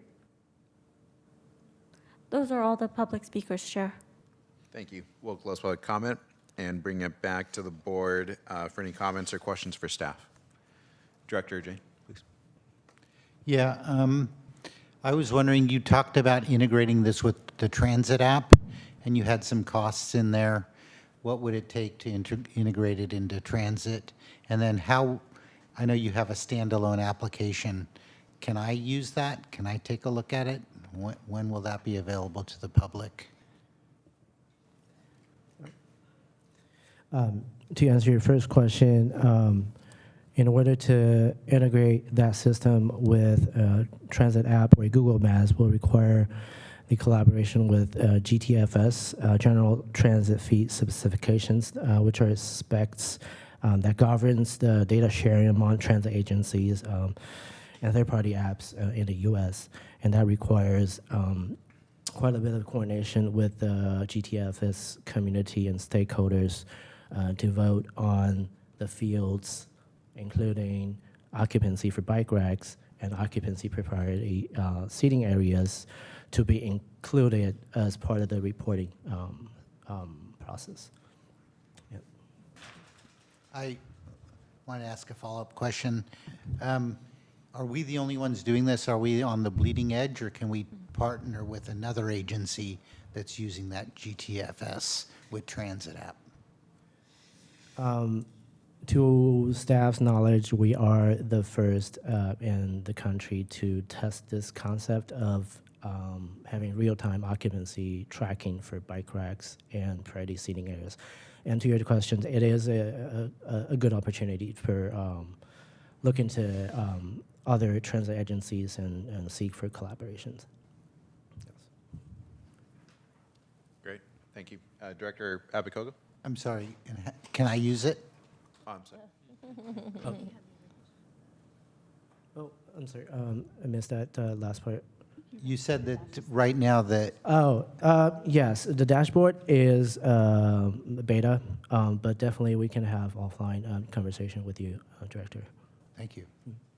Thank you. Director Abakogo? Thank you, Chair. Thank you for the presentation. It is exciting technology, and I think this is the type of efforts that we should be looking into to enhance the customer experience. I just wanted to, I'm not sure if I got it. So what are the next steps? Are we looking at continuing piloting a certain number, or are we looking at expanding to the entire fleet? That is, thank you for the question. That is The question. something, the further assessment that staff will be looking into, whether we are doing, as we can see on the last table for the cost estimates, we kind of simulated a 10 bus scenario. That's just a random number.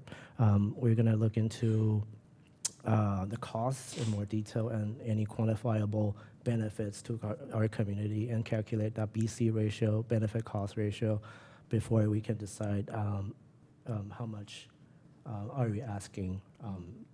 And it would be a grant process that we have to pursue too. But to be specific, so we received what was called a SMART grant for this phase one. Phase two, which is implementation of the SMART grant, the only entities that can compete for that phase two money have to have completed phase one. So we are looking, and I don't remember, what was the dollar amount of phase two that we can pursue? So a single applicant can apply for up to $15 million. 15 million, okay. So we could actually do the entire fleet with that. That's a possibility to look into, yes. And these are the cost estimates are one-time estimates? That's a one-time, yes. Okay. And then I was just curious, like, I guess this might be the benefit part, but like, do you have data about, you know, how many, for instance, bicyclists can't get on the bus because there's not enough racks? Like, are you collecting that kind of data to be able to decide cost benefit? Lauren Ledbetter, I'll answer that. So we don't, part of the reason why we wanted to do this study was in part because we don't have that data for bicyclists in particular. Okay. And the information that we have about denied boardings or misboardings for bicyclists comes primarily from customer service complaints. Okay. And we have a more formal process to record any denied boardings related to passengers with wheelchairs, as is required. So is that up to the bus driver to record that, or is it somehow we capture the rider? I think I would want to get back to you with the specifics. I would want to ask someone who's more involved in that to answer that. Great. Well, thank you. I'm very excited about this project. Thank you. Any other comments or questions? Yeah, Director Sell, please. Do you see this as being, so you can record what's happening and then plan for the future? Like if you have bus routes that have needs for bikes or needs, and then future, you could make sure that those bus routes have auxiliary capacities for those things, and is that what you're thinking? Yes, that's definitely one of the possibilities, other than having a real-time interface, which coincides with our the comments that we got from riders with disabilities that they oftentimes had to plan their trips way in advance if they had a chance to check on Transit app or Google Maps the day before to see the likelihood of a bus stop or particular route. The demand for priority seating areas will be very helpful to them. That's the comment that we received, and definitely that's a possibility that we can look into. Okay, thank you. Thank you. Any other comments or questions on this? Director Abakoga, I really appreciate your questions, and it's incredibly exciting to know about the grant opportunities. I encourage us to keep looking at those. The fact that we could look at the entire fleet and those are one-time costs is really significant. To me, this is really the perfect picture of what we should be looking at with technology, AI, innovation. It's an additive capability. It's not just a one-for-one replacement, but actually a capability that we wouldn't have otherwise, and it's coming from the feedback for our riders. So It's incredibly exciting to me. I think it's an important need. I encourage us to really continue in this direction. Please keep us apprised of any progress or learnings. And I won't repeat the questions, but I think they're good questions for us to be thinking about how else could we be using this data and this technology. I just encourage you to keep talking, as I know you will, to the committee for feedback and just really centering those with the firsthand experience of the challenges and how we can address that. And I encourage us just to pull out these learnings in other areas. For example, to go with Director Sell's lines of questions, increasing capacity or capability if we find that there's a need for that, and we have the data to back it up.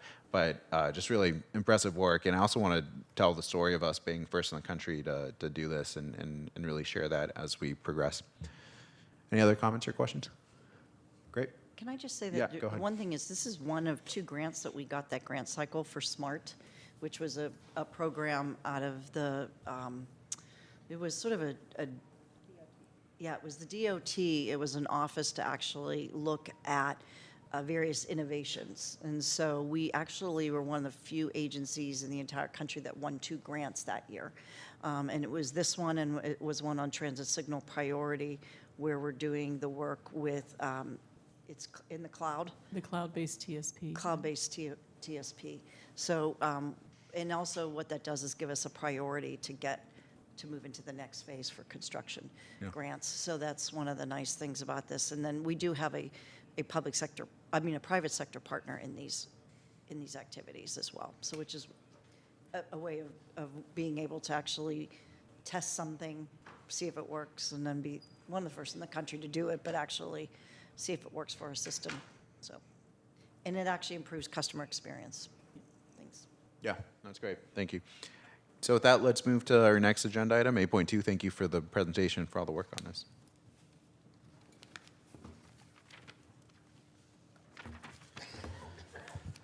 Eight point two will be an action item, and this is to approve the proposed VTA Board of Directors committee restructure and updated standing committee scope statements effective January 1st, 2026. This was heard earlier today by the Governance and Audit Committee and Governance and Administration Committee. And we'll hear from Sam Sargent, Director of Strategy and Transformation, for the presentation. Thank you, Chair. Good evening again. Sam Sargent, Director of Strategy and Transformation, VTA. Bring you tonight an action item for the approval of a proposed VTA Board of Directors committee restructure and updated standing committee scope statements effective January 1, 2026. Next slide, please. So a little bit of the why and the what, let's call it. So VTA board leadership, working with agency staff, have developed what we believe to be a more efficient and effective 2026 standing committee structure for board consideration and action this evening. At its core, it will reduce the number of standing committees from 5 to 3, effective January 1. It'll allow each board member to serve on one committee, which should allow those board members to focus on specific areas of VTA policies, projects, and our operations. That also means fewer meetings, which is reduced workload for VTA board and staff, plus a simplified meeting schedule for the public so that we can continue having the type of engagement that we get from the public. I think it's also important that staff is cognizant, as is board leadership, that as we consolidate, we will likely need to work through in those earlier months larger agendas, but that's something that we still think is worth it for the purposes of this restructure. And then clear lines of accountability. Not only will it allow for us to simplify the structure of our board agendas, but also contracts that are approved in each committee with the relevant area of responsibility. Next slide. So here's the overview. And since we are in transit, we're going to get into the acronym game, which we all love. But here is the first of the new committees, Mobility Management and Capital Programs, or MMCP. 4 members, because each of the committees, again, will have 4 members apiece, combining the current CPC and CMPP. The idea here is that this could meet on the 3rd Thursday of the month from 9:30 to 11:30 a.m. Finance, Audit, and Administration, or FAA, 4 members combining the current A&F and G&A. third Thursday, noon to 2 p.m. And then Safety, Security, Transit Planning and Operations, or SSTP&O, will have no change to its scope, 4 members, and is proposed to be the final meeting of that third Thursday, 2:30 to 4:30 p.m.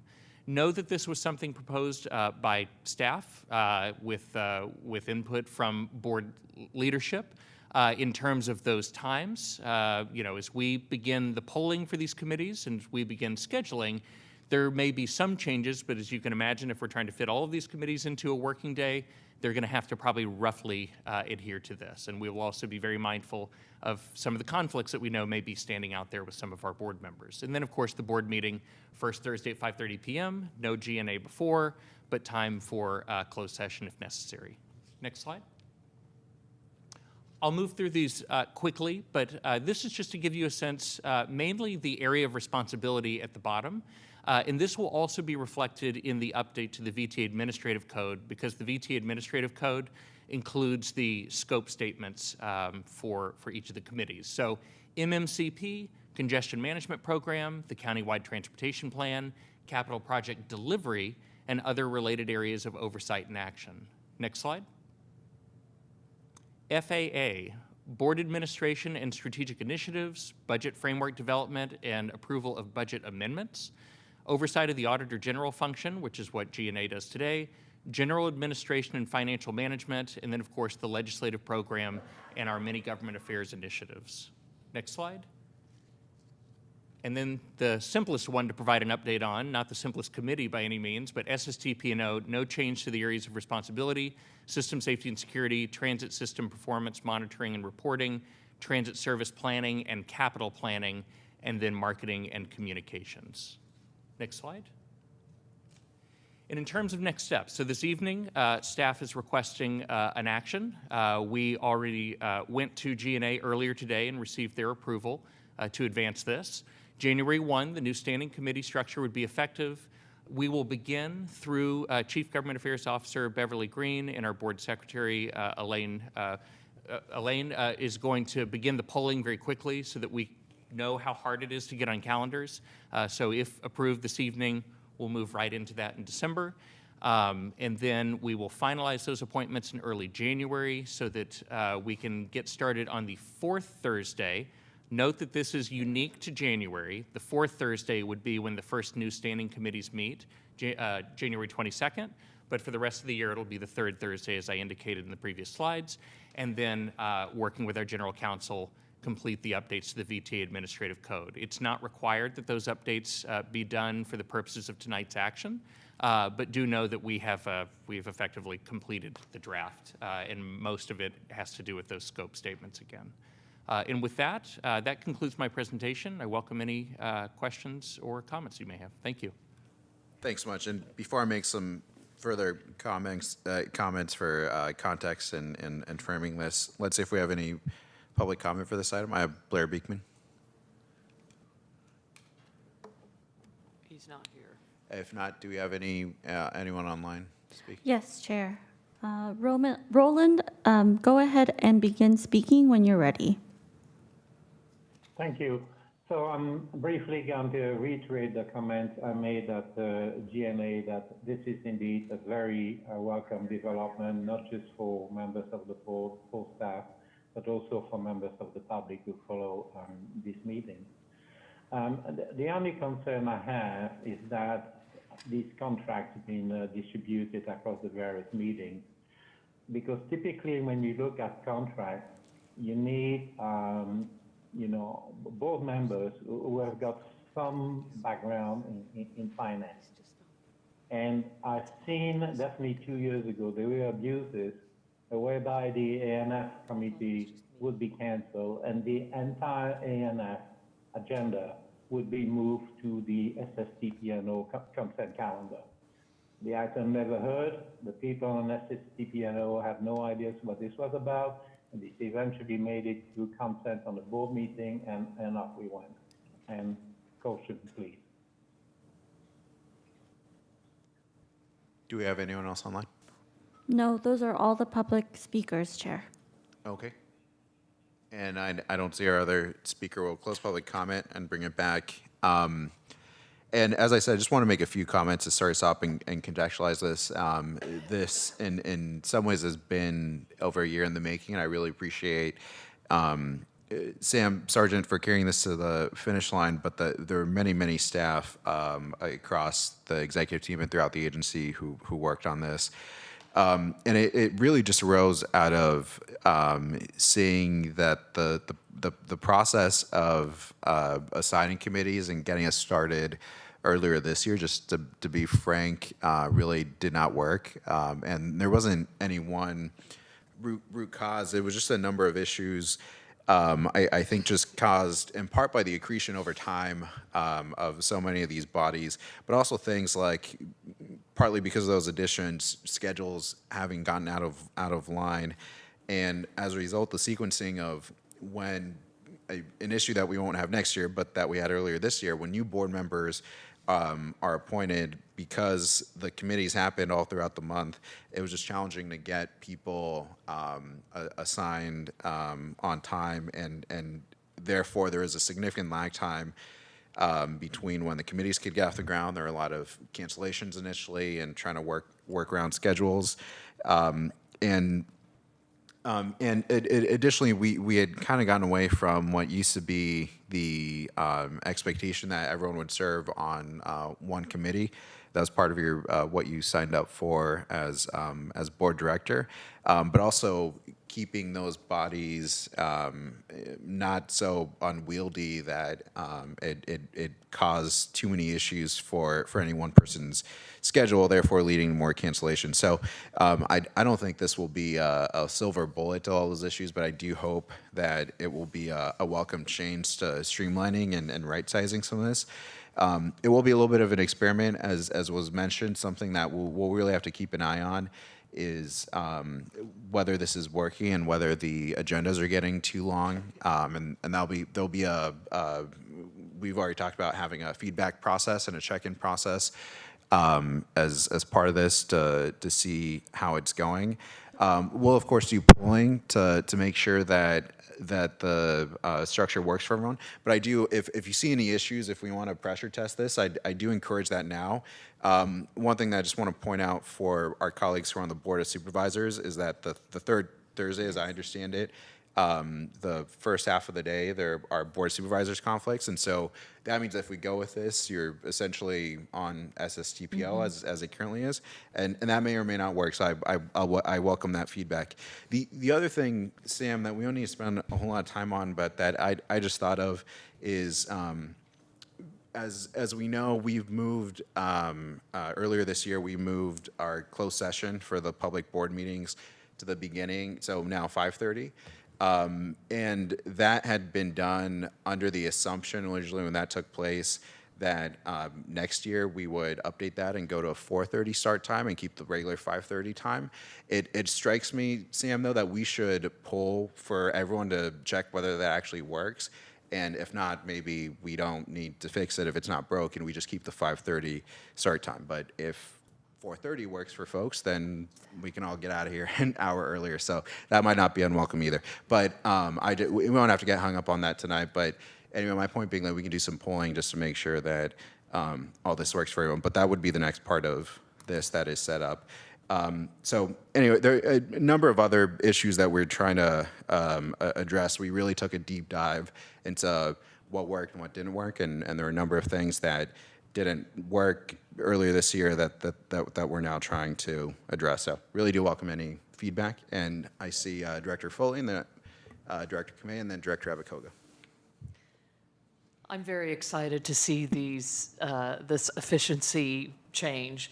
I think it's really important to take a look at the amount of time that we have our staff prepare for our committee meetings and also the committee members themselves. So going from 5 committees to 3 committees, really, even though some of those meetings may be longer, it makes those meetings more efficient and more effective for everyone involved. The committee, the staff people who are involved, and many of the staff are involved in all of the committees, they're spending hours and hours prepping and not doing the actual work they need to do for the agency. So I'm very excited to see this proposal, although I'll be very curious which committees I land on, because a couple of mine have just been merged into others, so that's quite all right. I guess we'll figure that out. I did have one question. I also love, Chair, that you considered this and worked this through, and also that we've moved closed session to 5:30. I think that makes it really efficient for us so that we're a lot fresher, we're more alert for closed session at 5:30 than closed session at 9 o'clock at night. So it's, that was really a good change. If we could move it up, I know others may have more difficulty, but I'm in San Jose, so it's really easy for me to get here by 4:30 or 5, but certainly polling would show what's most convenient and easy for everybody to accommodate. I have a question, though, about the quorum. We have, usually you have a quorum as a majority of the committee. When you have 4-member committees, what's the quorum? 3. Okay. I just wanted to clarify that publicly. So that means that the committee members, if there's only 4 of us, that means 2 people can't meet, or we're at the same place we have been in the past, which is we can't hold our committee meetings. So I just wanted to confirm that that was the quorum, was 3 out of these committee meetings, so it only allows 1 person to be sick. But I think that's really exciting. If you're ready for a motion, I will so move approval of this. I'll second. All right, we have a motion and a second. We will keep going. Director Kamei, and then I said Director Abakoga. I'll come back to Director Jane after. Thank you so much. I really like this streamlining process of the meetings, so I want to thank you so much for working with our chair and bringing this forward, and all who were a part of this, because I know it's not just the 2 of you, there were others, to try to consolidate and really streamline some of the work we do and really focus.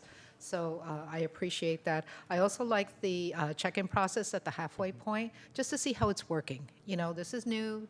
You know, it may or may not work. You know, nothing perfect, but I like that we're going to try this, and that, you know, it's an effort to try to sort of consolidate and, you know, sort of like as Vice Chair Foley said, Vice Mayor Foley said, that, you know, the staff spends an enormous amount of time putting all of those meetings together. So I think that, you know, putting them in from 5 to 3 meetings, I think will help, hopefully, in some of that process. So thank you so much for that. Thank you. Director Abakoga. Thank you, Chair. And yes, thank you for the proposal. I support streamlining.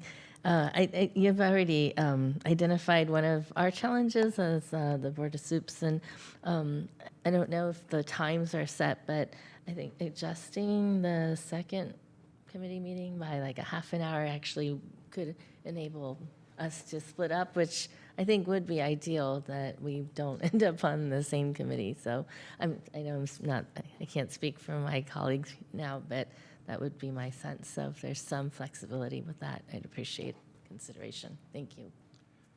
Perhaps in the polling, we could poll both the current lineup and then adjusting all of them by half hour, and then.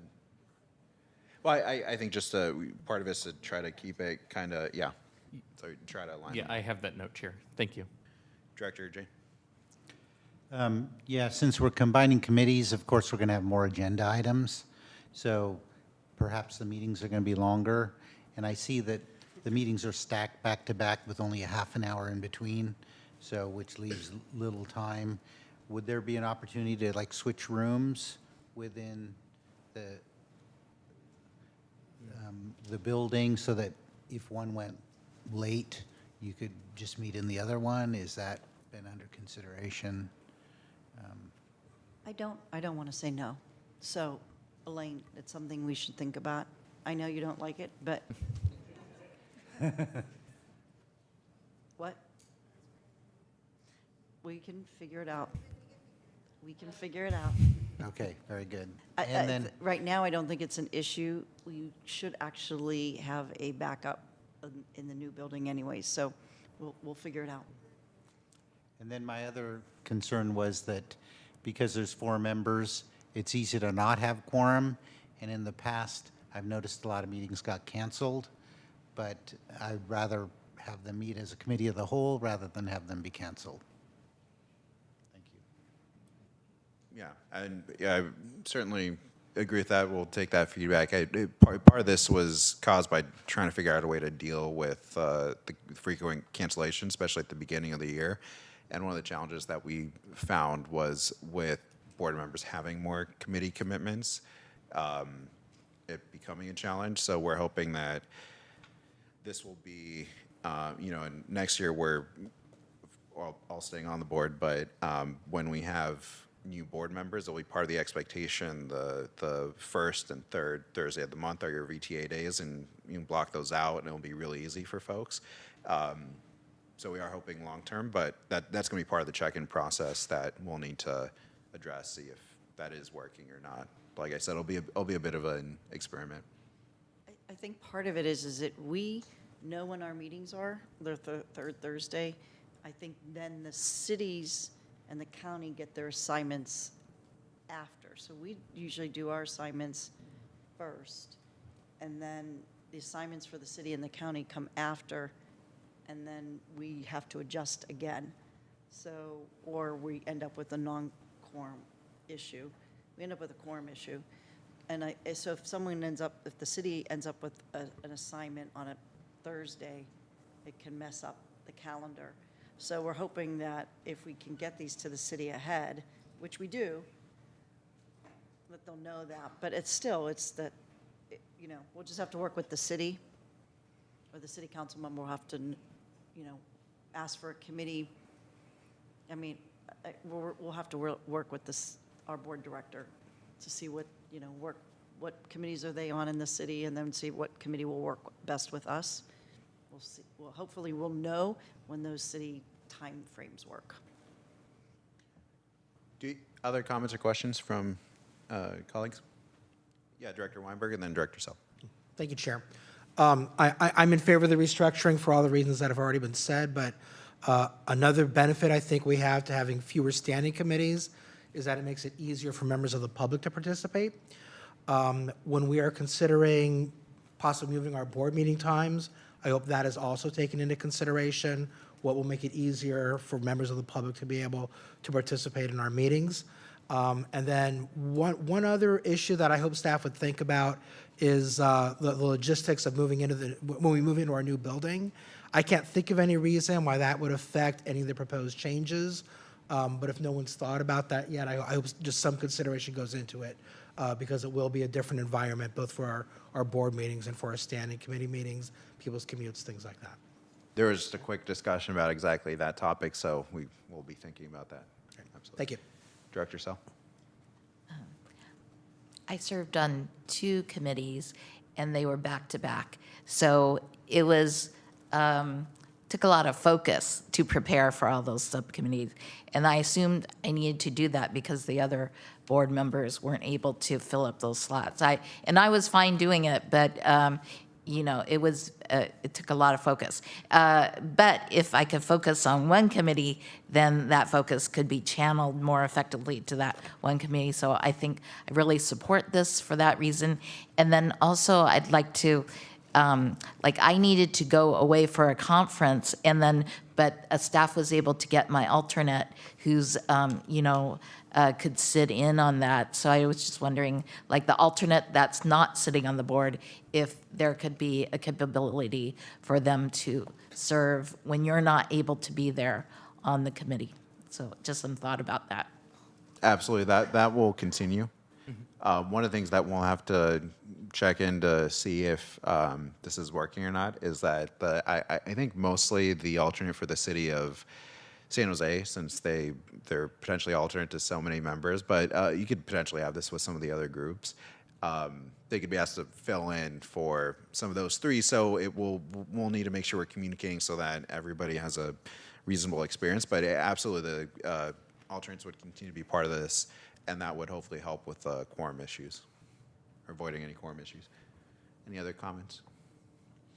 I appreciate the support. I will just, this goes without saying, and I know we all realize this and take very seriously our commitments, but with 4, 4, and 4 on each committee. We really will need to commit, and there's going to be some shuffling and pulling to make sure it works. So I think, one, just having you or your staff be responsive to VTA board staff when they're pulling and trying to figure this out before the new year, with enough time given the holidays and all that. So I'm sure we'll be trying to pull as soon as we can.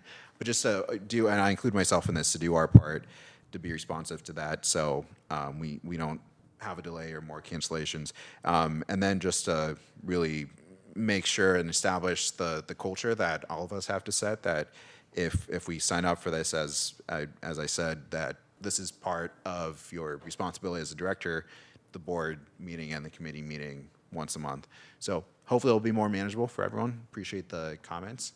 And with that, we have motion and a second. All those in favor say aye. Aye. Any opposed? Great, thank you, that passes. Appreciate the discussion. Thank you so much for the presentation. Next, we have 8.3. This will be another action item, the 6th amendment to the employment agreement between VTA and the General Counsel. And this is an action item to approve the 6th amendment. The full recommendation is displayed on the screen. Do you have a presentation for this item? Okay, no presentation. Thank you. And again, the proposal is on the screen. We will now take public comment. I have a card from Blair Beekman.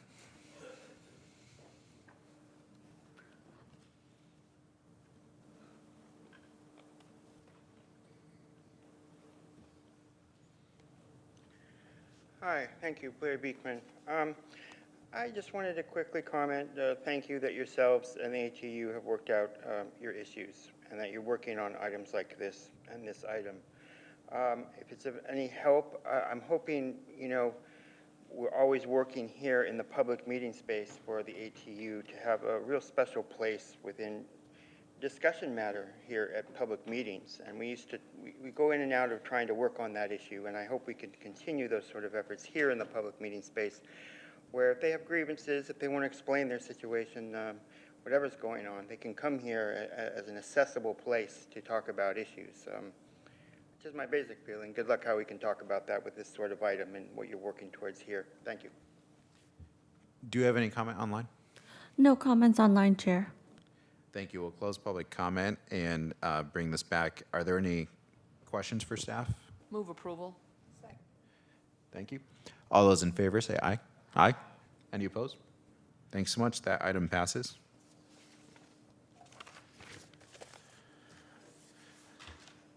And with appreciation, our General Counsel for all the work. Next is 8.4, an update on VTA's BART Silicon Valley Phase 2 Extension Project. And Tom McGuire, Chief Capital Mega Projects Delivery Officer, will introduce our speakers. Okay, good evening, directors. Tom McGuire, Chief Mega Projects Officer, and I'm joined by Sarah Wilson and Erica Rokes from my team to give an informational presentation on the status of the BSV2 project.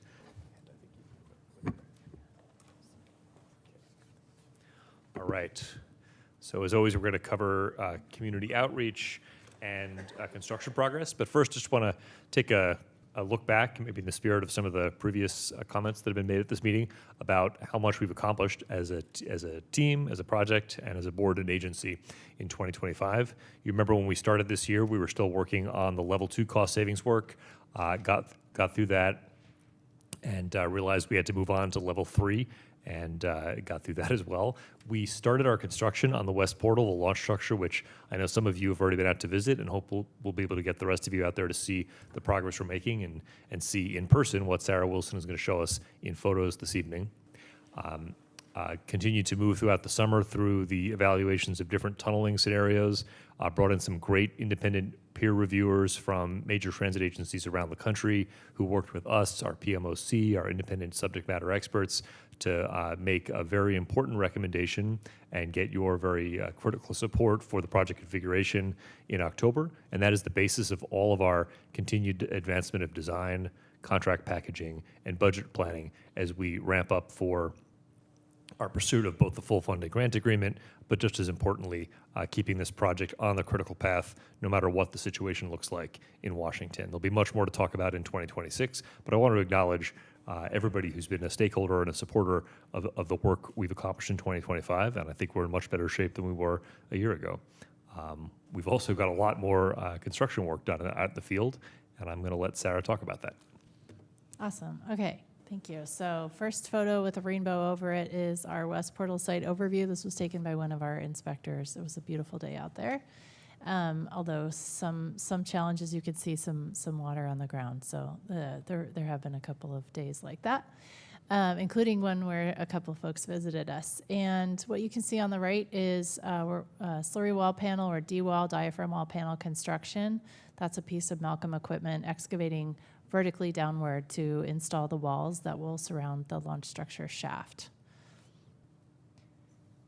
Another piece of Malcolm equipment digging down vertically with the hydraulic grab. This is a piece of equipment that is essentially just a clamshell excavator that goes down the vertical panel, excavates it out, and then brings the material up and places it directly into a haul truck to be disposed of. There's also another kind of excavator that looks quite similar and has a different mechanism for different kinds of ground. On the right, we have a pour. So that's a couple of trucks lined up. Some of the panels have 3 trucks in a row lined up. And there are pipes installed in these vertical panels as they have been excavated, and rebar is sitting in there already in that panel, and then the concrete is installed in tandem. The pipes go and fill up in a coordinated way so that the concrete comes up evenly and installs at the end of the day a reinforced concrete panel. Then on the left, you can see on one of our wetter days some excavation of our launch structure's ramp. What you can see exposed is a bit of the concrete guide walls that were installed right at the surface to make sure each panel begins in the exact correct location or in an accurate location at the ground surface and then heads downward in a vertical orientation. You can also see some steel lookouts that are the very beginning of the bracing that goes in that you can see already installed on the right-hand picture. So the material comes out of the excavation, enough has to come out such that each level of bracing can be installed, and then once that level of bracing is installed, the excavation can continue downward if it is not at its final elevation.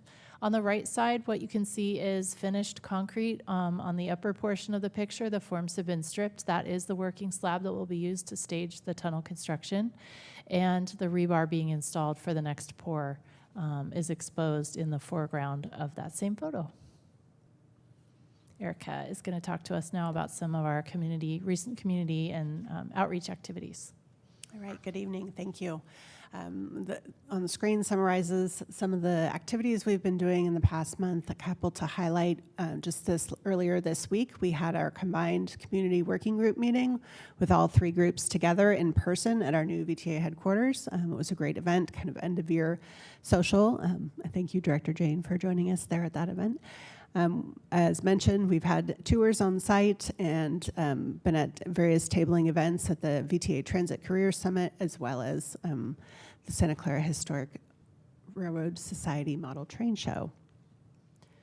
Tied into that, on this year in review theme of this evening, wanted to provide the year in review of in-person engagement that we have had over the past year.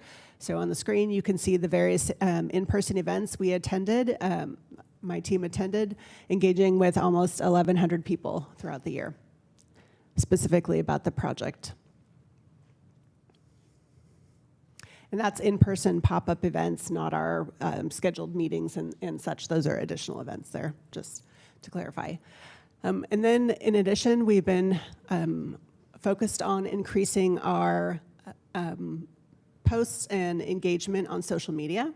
And so wanted to share over the last month, we posted 37 times over various social media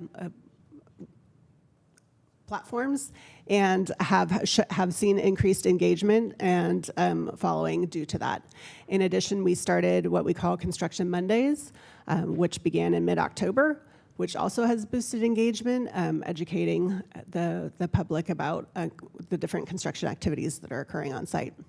Moving forward next year, our goals for engagement are building more followers across all platforms, educating the public about the tunnel boring machine, highlighting folks on our team, and construction progress. And then lastly, wanted to close out with a couple events we have upcoming.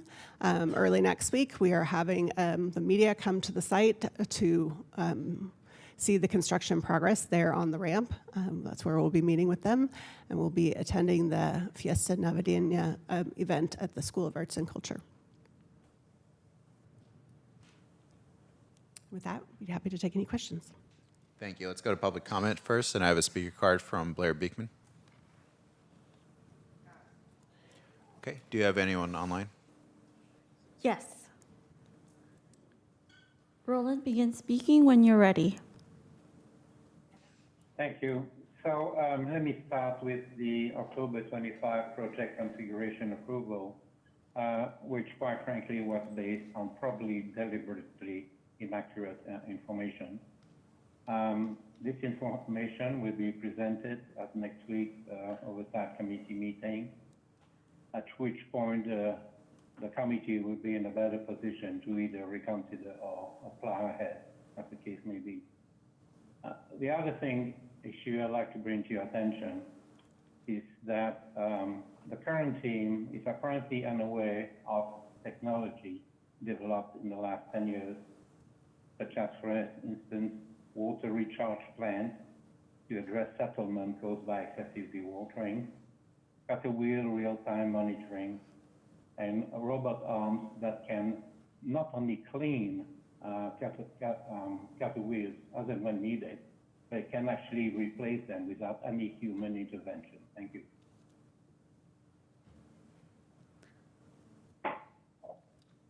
Do you have anyone else online? Those are all the comments, Chair. Thank you. We'll close public comment and come back to the board. Any questions or comments? Director Jane. Yeah, I know you covered this extensively on the Oversight Committee meetings.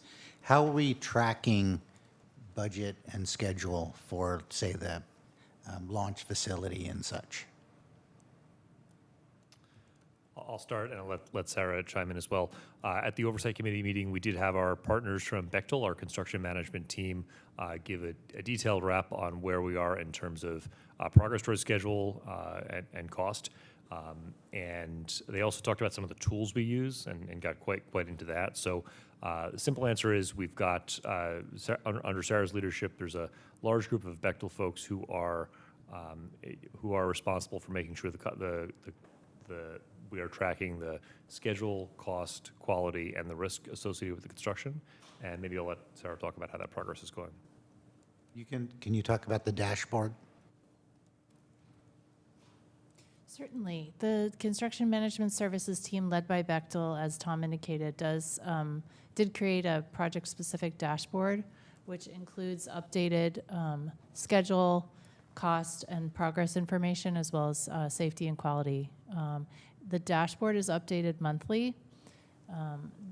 Everything is monitored. The schedule, as is common with construction projects, is looked at weekly jointly with the contractor, where they provide a 3-week look-ahead schedule, and then there's a formal submittal of a monthly P6 schedule update that is reviewed in detail by our team, and then the accepted schedule is incorporated into the dashboard, as well as actuals that are observed by our staff on site, for example. And then cost, any progress on cost with the monthly application for progress payment, which is reviewed with detailed backup to substantiate any monies that are being claimed as being earned. Those applications for progress payment are used to update the dashboard, as well as any changes that we ask the contractor to progress in the field. And that dashboard is available to the public, or it's internal? It's an internal tracking, but we do provide we do provide reporting to our partners, and It's reviewed by our PMOC, the Program Management Oversight Consultant who represents the FTA, and I think we haven't quite thought about how we're going to integrate it into our written monthly report to the BSV2 Oversight Committee, but we are thinking about how to get the key metrics out of the dashboard into that. So stay tuned for how to get that public in a legible way. Great. Director Candelas? Yeah, no, I just wanted to give a shout out to Tom and your team and Beverly for coordinating a tour that my team and will be taking advantage of Monday afternoon after the media tour. So the easy part will happen afterwards. Looking forward to it. Great. Any other comments or questions? Okay, if not, this is an information item. We don't need action on this. Thank you, Tom and your team, for the presentation and all the work. 9.1 is items of concern referral to administration. And of course, we had in the GM report the response to the referral from the November meeting. Do we have any additional referrals from colleagues? Okay. Any 9.2 announcements? Any announcements from colleagues? And if not, we've concluded public comment. And item 10, we are adjourned. Thank you all.